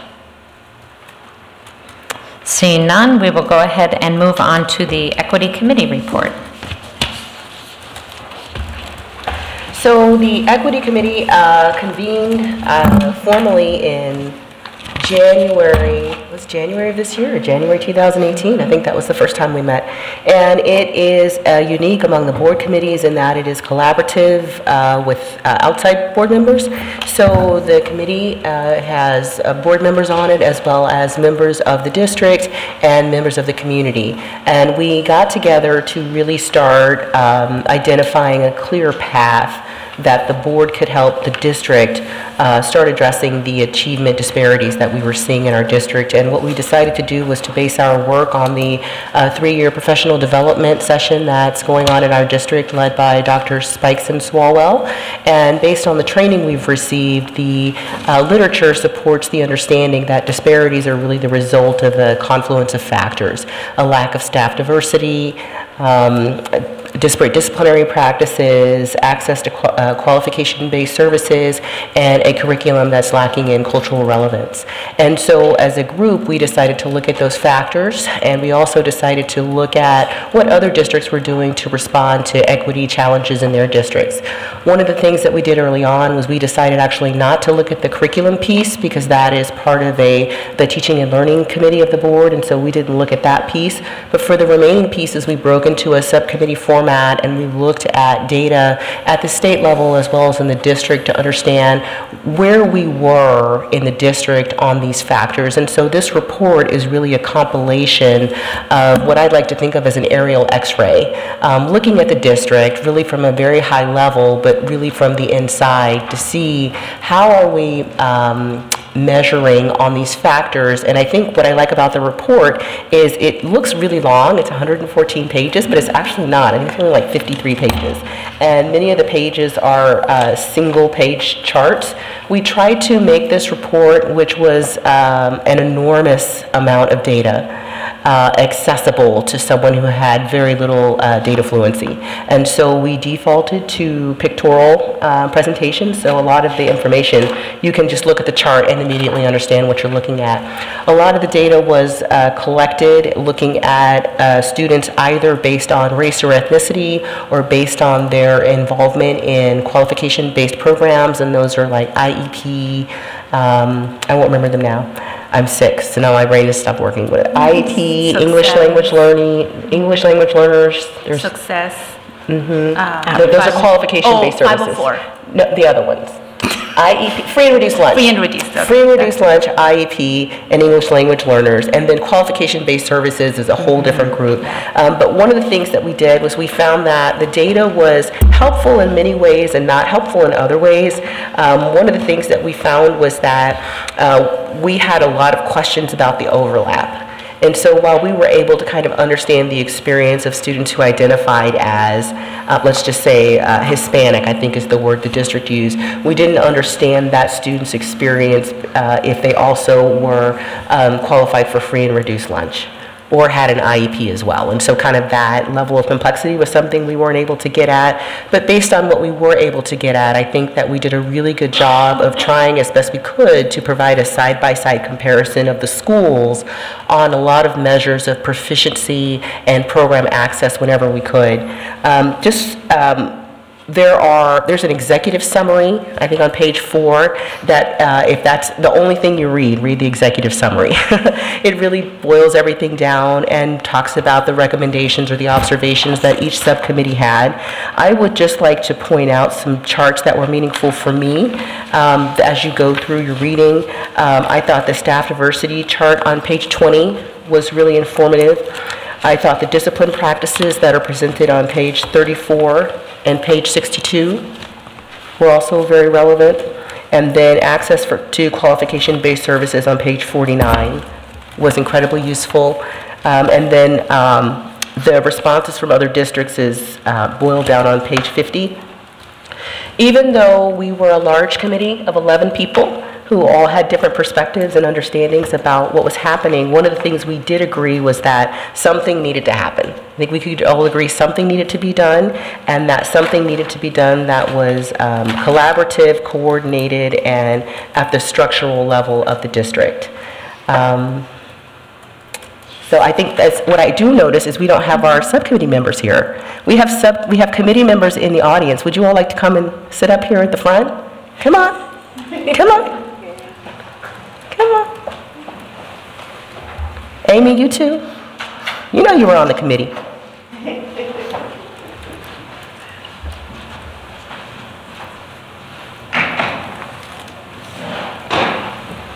Chairman?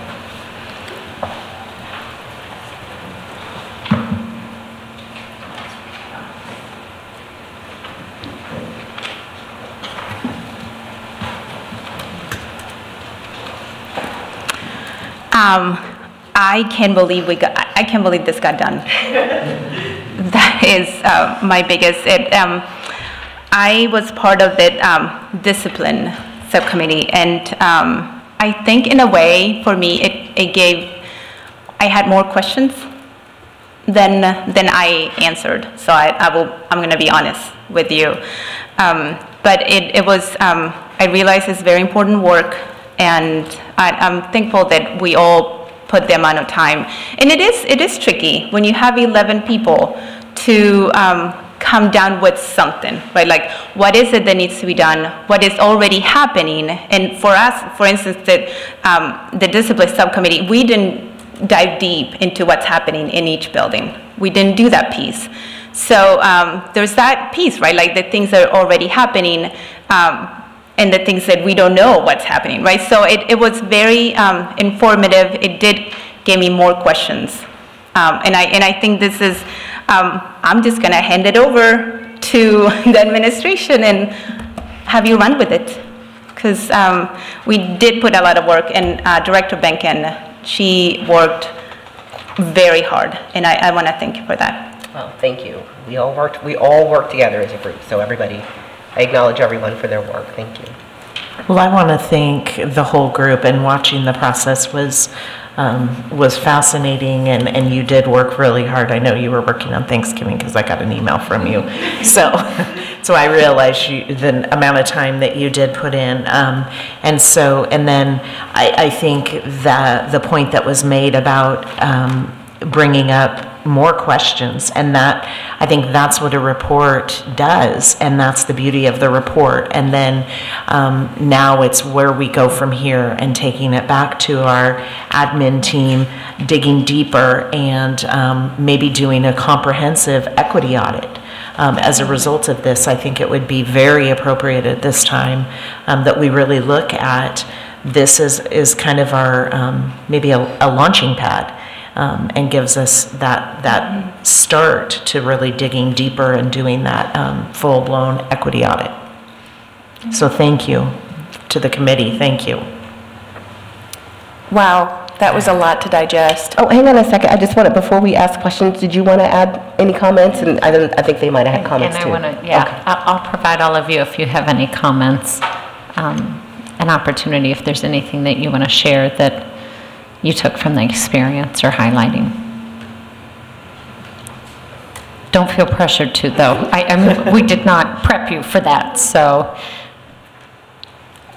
I think maybe something that I was on the looking at other responses from other districts, and it initially, if we all remember a long time ago, it was a little disheartening because you couldn't see a lot on some with different school districts across the state, and those school districts, pardon me, that we did identify: Des Moines, Kingsley Botchway, who was in Iowa City and now is in Waterloo. So I feel like I need to give credit to both of those school districts, and I think that that's telling. And I know that Dr. Jones had some conversations with the Johnston school district, the staff member that works there, but.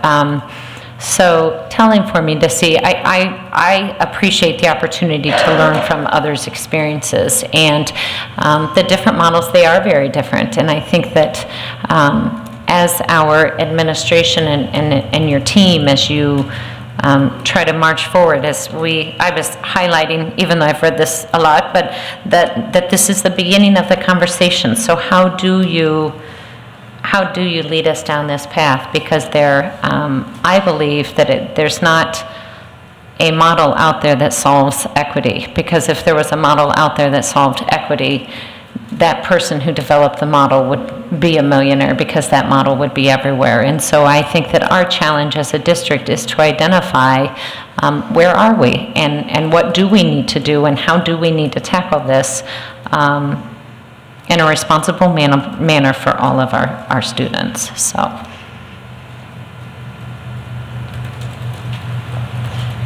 I was just going to, go ahead, because otherwise we'll open it up to questions. They have to learn how to jump in. It's like double dutch. First. Go ahead. Yeah? Oh, okay. Yeah. Do you need my name and address? No. We know where to find you. Amy, I think I have your address memorized. So.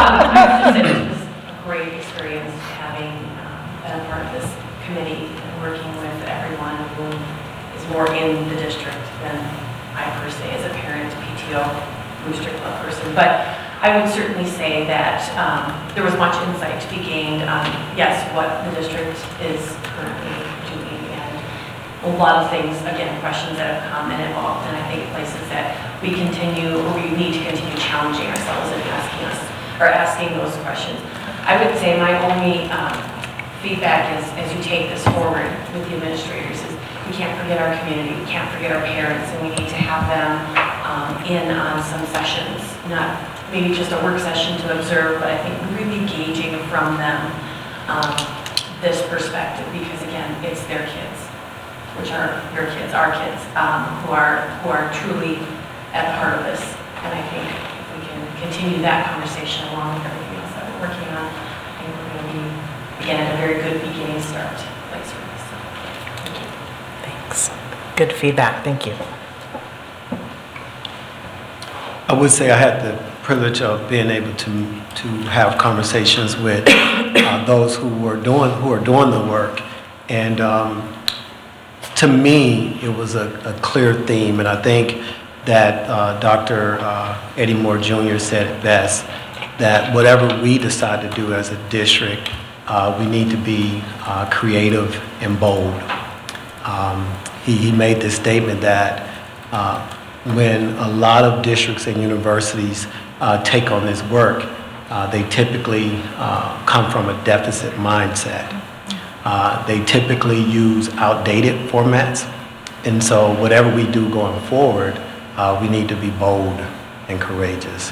And so my hope is that we will be courageous in the work of equity. The other thing that I learned from speaking with these individuals is that we have to allow the data to speak for us. We cannot be afraid to look at our data. We can't be afraid to be transparent in our data and let the data cause us to be urgent, cause us to have an urgency to address the needs in our district. And so I left those conversations very encouraged and pumped, and I believe that we have the people in place to be able to do the work here, and I'm excited to be a part of it in any way that I can. I just to follow up on that, I appreciate that so much, because I think that really is at the heart of it. And we've talked about it as an admin team, we've talked about it as a district, and you're absolutely right, that courageousness that we need to have going forward. And I think that's really important. So thank you guys for being courageous and tackling this work. And when you think of it as so you see like the data, right? So when you see at risk and you see the number 4, it's 4 students, right? So then that, like to me, that was when I started looking at the numbers, and I was like, those are families, and the ripple effect, right? There's 4 students, however, it's a community behind those 4 students. So that also, it provided lots of insight of how to read it, just to think of it as a student. I also want to just, one more thing I want to acknowledge before we take questions is I understand that we've been talking about this and not talking about this for over 3 years now, close to 3 years now. And I know that there is, in some ways, I think Dr. Jones spoke to it, there is an anxiety around this work. There is some level of fear around this work and kind of what it means. There's a lot of misconceptions around this work. And we tried in the executive summary to kind of clarify and allay some of those fears. And one of the biggest pieces that I took away from the people who do this work was the importance of data going hand in hand with accountability. And I wanted to just give a quick analogy or an example to help our community really understand when we say accountability, that's not code for let's get our teachers. That's not code for let's, start targeting certain practices. It's accountability at all levels. And so, for example, what I was thinking about once I saw the report, so one of the things we did with the report was we presented the data in a lot of different ways. And one of the things we did was we created these heat maps. And so if you actually go in your report and turn to page 27, you'll see the heat map. And what it does is it takes the data and it makes colors in where the numbers are. So the smaller the number, the lighter the color. The bigger the number, the darker the color. It's a way to conceptualize information easily. And what I saw here reminded me of a vote that the board took a couple of months ago. So before Superintendent Reisner got here, we were asked by the previous administration to approve an assistant principal position at Fellows and Meeker, that there was need there. And I remembered at the time saying, we don't really have any information about whether or not this is a good decision. And we were assured that there had been discussions amongst the principals, and they felt those 2 schools had a lot of students and they really needed the help, and so we voted unanimously yes to approve that position. But looking at the data, what we look at if we're looking at discipline is we actually see greater need being evidenced at Mitchell and Edwards. And so I, as a board member, have to own that we had the opportunity to provide structural help to our students and our teachers, and I didn't. I acted without data, I acted without information, and that was a missed opportunity. And so in terms of accountability, it's not a downward-looking trajectory. It's holding us accountable. It's holding the administration accountable. It's not about ferreting out teachers or individuals. It's about us as a community holding each other accountable for the decisions that we make. Are we ready to take questions? Yes, I don't want to miss anyone's opportunity to talk. So any questions from the board members? I wanted to say thank you because I read this. So I know it was a lot to digest, but I appreciate it. I appreciate all the work that you put into this. This was a lot of time, a lot of your own personal time, maybe take away from your families. I appreciate it. It is a good place to start. We can't move forward unless we see where we are today. They're hard numbers, they're hard to see, hard to read, but we can't move forward unless we see where we are today. That doesn't mean we, like Monique said, that we point fingers at people and say, well, you're accountable for this individually. You know, we all should take ownership as a group for where we are and figure out where we need to move forward. These numbers show that the cultural competency stuff that we've been working on is vital to our district. In the meantime, we also need to look at what's going on while we get there, because these numbers are still slipping.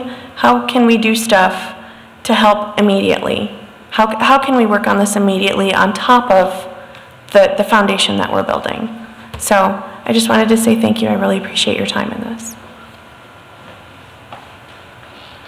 Guess I'll go next. Thank you, committee members. Committee members, I'm very pleased with the product, and I reflect back a year and a half ago when we created this committee out of a previous committee that, you know, at the time I felt strongly needed some new direction, and we drafted up a proposal and, you know, purposefully included more than just a few people. We enlarged the entity, brought in other voices, and I'm really, really pleased with you know, the product of what this is today, and very energized and excited. There are some good suggestions in here, and I know that those are going to develop into outright, you know, proposals with the administration's work and, you know, the work we've already been doing. But I'm really excited to see where this takes us as a district. Thank you. Again, thank you for the great professional work. Just as a preview, I guess, what does an equity audit look like? Oh. So, great question. So, Katie and Daniel have both done these comprehensive equity audits, and so they kind of presented at our last training, which was just a few weeks ago, just how that kind of comprehensive piece looks when you really extend that out even further than what this committee did. And so you would really engage community groups. You would look at all different areas of equity. So this gives us kind of, and they looked at this report also, and it gives us really great baseline data, and they will go deeper. They'll be able to involve more people if they were to do it, or whoever does it, but they would be able to involve even more people, more staff groups, different groups, and then again, looking at the data, digging deeper, and so it's something that through that work that they've done with us, they recommend doing that on a yearly basis. So I think it's definitely, I mean, I know it's a lot of work, but I think it's that next deeper level. Thank you. I guess I want to thank the committee. This is definitely an important topic. we've never really discussed much about my background or why I got involved in the school board, but actually equity is the primary reason. There are some things in my background that make me really passionate on this. So I thank you for the hard work. I would pick up on what Anthony said. I think we need to have more of a sense of urgency. I like to move faster, so I'm frustrated we haven't done more in this area, but I look forward to what an equity audit or something towards that could do. One thing I would suggest, an area where I'm very passionate and interested in equity is about equity for students in poverty. I mean, you look at the numbers in Ames for poverty, we have more than 30% of our students that are in poverty. We have kids that spend the night in cars, and we need to do more things for them. And the report had some information on that, and that gets me to my next point, I guess. I would like to make sure that the equity audit, we take into account that aspect. And I would like to focus on having better data for making decisions. As Monique mentioned, we really don't have good data. We should have better data. And as a board, that's really a direction I would like to start giving towards the administration as part of the equity audit. And just in general, look at ways we can get more data, more complete information so we can do more detailed analysis. I mean, when I was looking through the charts, I mean, I'm a data person, right? So I was like, well, now I want to see the data behind that and behind that and behind that, because I wanted to see the cross characteristics and are there patterns we can see. And towards something Anthony said a few months ago, looking at dropout rates. Behind this, it's kind of like Jamette said, behind these numbers, there's like 10 or 15 students sitting there. So like I saw some of the numbers related to discipline was like, I want to see the next level down to find out what could we do to be helping the students that this number is saying are in need, and how do we do that better? So I'd really love to see better data, better collection. I appreciate that and that direction from the board, as do I, and we're still not there. That's that is how data should be used, that constant data cycle that you're using through decision making, identifying core problems and areas of success, and we don't have that, and we're trying, but we don't have that system in place. We can't dig deeper, and we can't answer those questions as they come up because we don't have an efficient way to do it. And so that I understand and I appreciate that as a board, and that accountability piece is on me to get that fixed. Well, one of the things that I took away from the interviews with the other equity officers was, I believe the very first one we did was with Kingsley Botchway, and I think he almost fell out of his chair when we said we didn't have a data department. He said they had a data department, not a data person, a data department, like an army of people. I was like, how do you get one of those? What is that? And I think all of the other people who spoke about that being, I don't know if that is, I don't know if that is kind of an expected piece of school administrative offices, or if that's it was something I hadn't heard of, but it was clear that was really the expectation in terms of best practices. So I'm interested to see where we go as a district. And one thing that was very that caught my attention, it was that we don't keep any data, and I don't know, I'm not a data person, so I don't know, on LGBTQIA students. It to me, it almost seemed like it was a marginalized community within a marginalized community, invisible community. I didn't see anything on what their experience is. If they hit somebody, was it because they were defending themselves? If they were not coming, was it because somebody was bullying? So there was none of that, and I would like to see more information on that. Okay.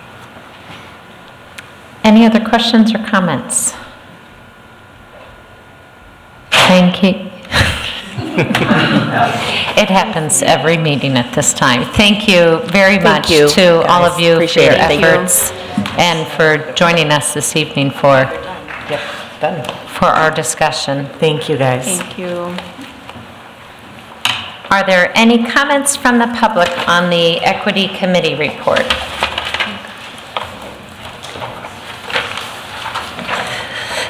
Seeing none, we will go ahead and move on to the board committee updates. You have in your packets some information from some board committees that have met. Do any board members want to highlight anything within their within the information that's on the board agenda form. Oh, go ahead. I can do one quick. The insurance committee met. Chris and the advisors we have there are doing some great work to try to come up with better insurance options we can offer to employees. We'll hear some more information about that in the future, but just wanted to let everybody know. They're doing some great work there, and I'm really interested to see what they can bring forward. We met with the technology committee, and I wanted to just go over a couple of things there. Carl's worked really hard on accessibility, and there are businesses in Ames where students can use Wi-Fi with no expectation to purchase anything, because students have been seen like outside the library when they're closed, and in other places trying to use Wi-Fi and, you know, outside in the elements. So right now, Hy-Vee, the mall, Bergey's, Cafe Diem, Wheatsfield, and ISU all have student-friendly Wi-Fi. He's also looking at, he said that wasn't enough. So he's looking at something that they do in Iowa City and in New York public schools, where they have a Wi-Fi hotspot checkout, and we would do that for Ames High School and Ames Middle School students. We'd start with 20 at the high school and 20 at the middle school, adjust as needed. We are legally required to filter for internet access that we provide, so that is a consideration when it comes to cost. These are things that we could get through like Verizon or Sprint to be able to give to the students. It hasn't been determined yet if it's going to be a checkout for the semester or for the entire school year, but this would be really helpful for them, for students that don't have internet access at home. I thought that was really awesome, something to really think about. And the public library does currently do these Wi-Fi hotspot checkouts as well. It's for 10 days though, and then you can't renew the checkout, you have to get back in line, and there is a waiting list for those. Gina, do you know, or Carl too, do we have any involvement with the city's infrastructure plan, talking about broader access? I mean, should we have a seat at that table to know what's going on, or is there any implications there? I know it's early on in those discussions, but it might be helpful to understand.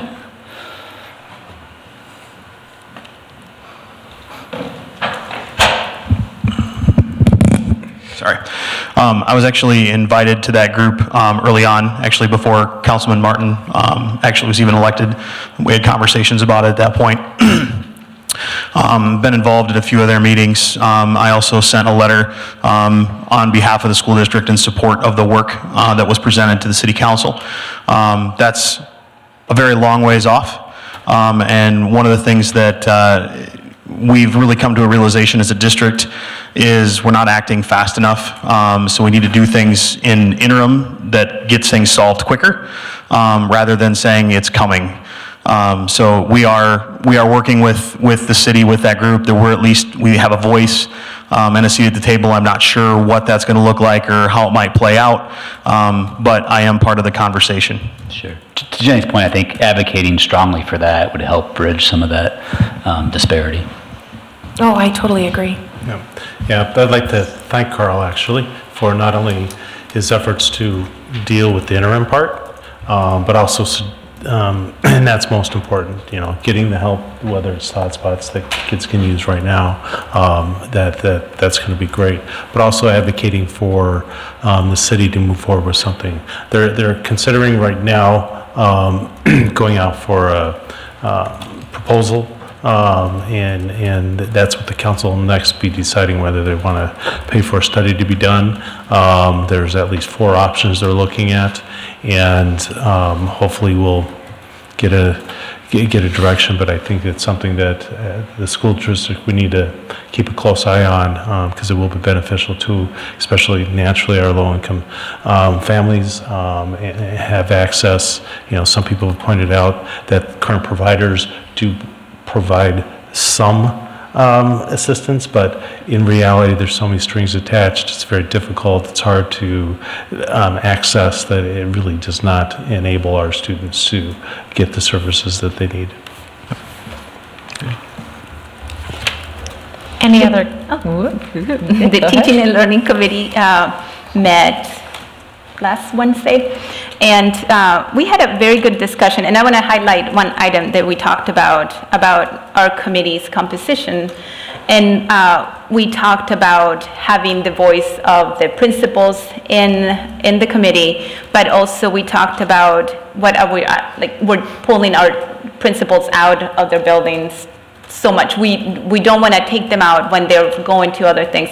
So that, I thought it was a very good discussion on like what do we ask of our administrators to do, and if we're going to have their time, we have to make it very purposeful. So we're still working on that piece. We ran maybe on a topic base. We're thinking to maybe leave it open and they can come. So we're still working on that, but I just want to be, I want to be mindful of their time. I appreciate that. I'm sure they do too. Any I was other? the first one to volunteer them. How about they come? Any other updates from board committees? I just want to make a comment to the IASB, made a little note here. Day on the Hill is February 5th, so I'd like to encourage any other board members to join me, please. I've already signed up.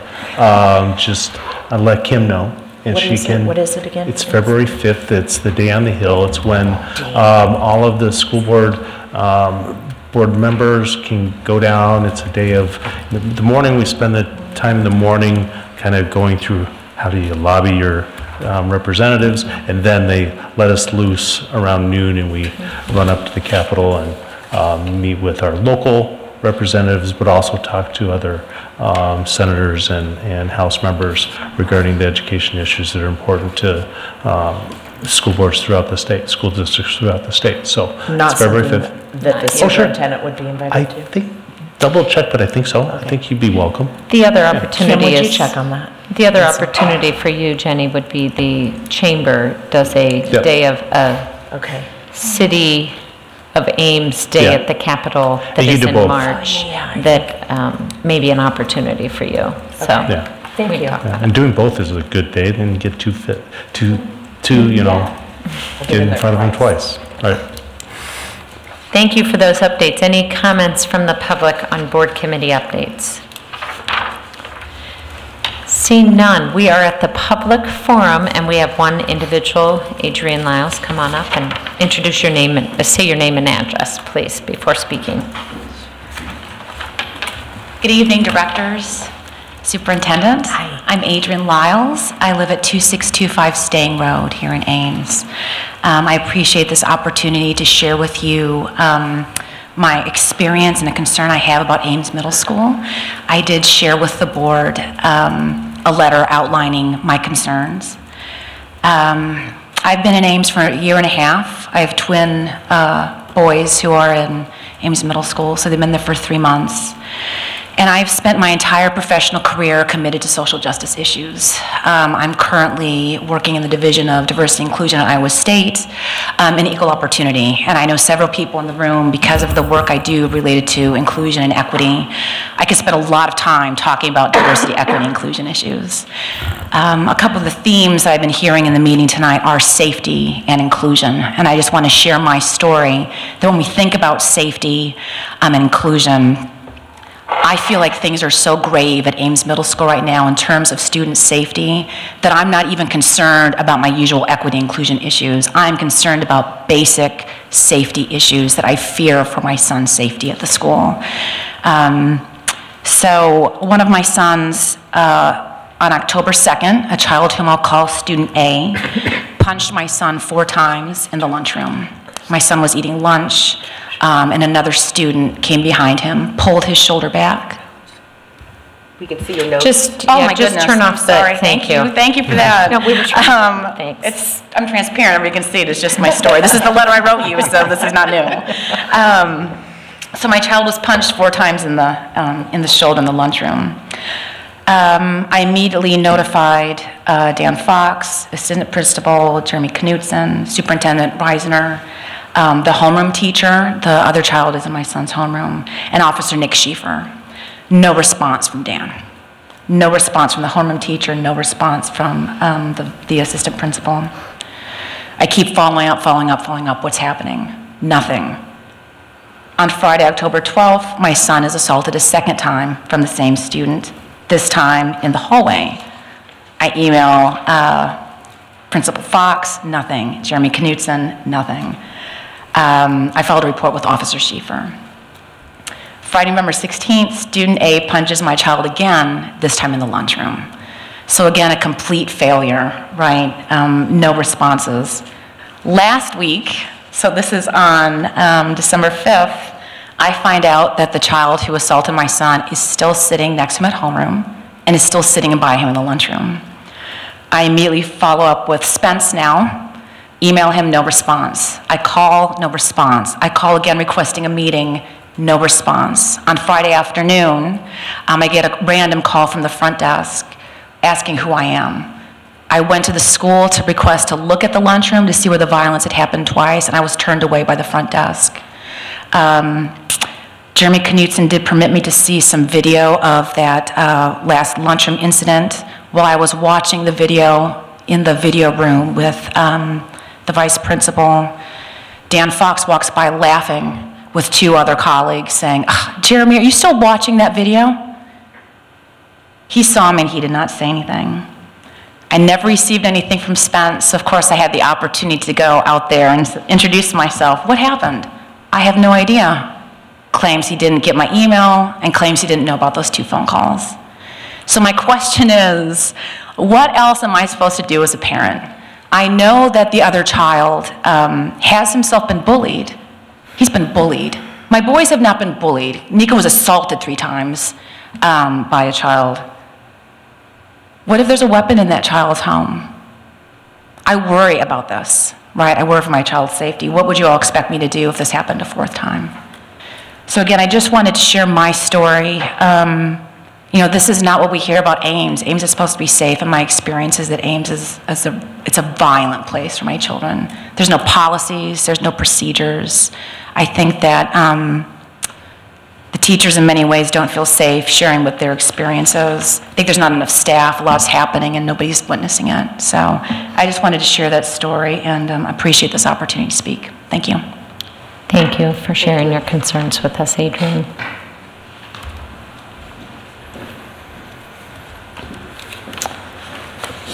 We will go ahead and on to consent items, and just want to direct the board that corrected minutes were at your desks, but 2 minor corrections in it that have been highlighted. So I will entertain a motion utilizing these minutes as the item. I move the approval of the consent items. Second. Moved by Beerbaum, seconded by Benkin. Consent items, minutes from the meeting held November 26th, 2018, personnel report, gifts to district, Burke family donation, ISU Women's Club, Cornerstone Church, and Susan Francis. Contract agreements, Exhibit C3, agreement with Frontline Education, Recruiting and Hiring, and Frontline Central. I just want to take a quick opportunity to thank the Burke Family Foundation. That $5,000 contribution was wonderful. I was just curious, do we have any idea of how that might be earmarked? Or is it just kind of going into a fund? It's at-risk homes. We get it every year, and it's... Oh, okay, so it's not like a special, okay. All right, thank you. They give it mostly, almost every year. Okay. Anthony, yeah. Okay, well, thank you. It's been moved by Beerbaum, seconded by Benkin. All those in favor indicates by saying aye. Aye. Opposed, nay. Passes 7-0. Action item. I move the board approve the policies as presented. Second. Moved by Beerbaum, seconded by Benkin. Discussion? All those in favor indicate by saying aye. Aye. Opposed, nay. Passes 7-0. Items from the board.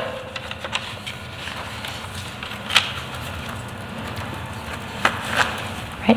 Items from the superintendent. Just a few. Chris and I met today around our priority number 2. Again, all of your board agenda items tonight should have the priority that is connected with our priorities listed.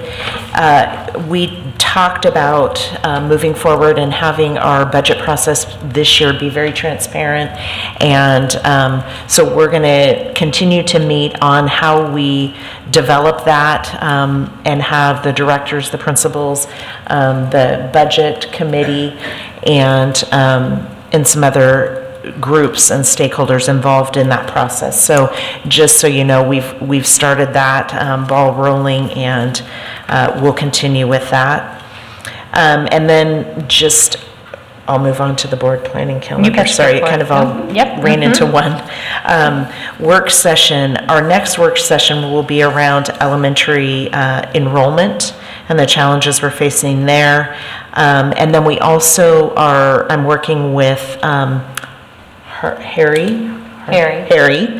to come and lead us through working through those 2 board policies around board committees, and the other one was board committees. Public feedback. Public feedback, thank you.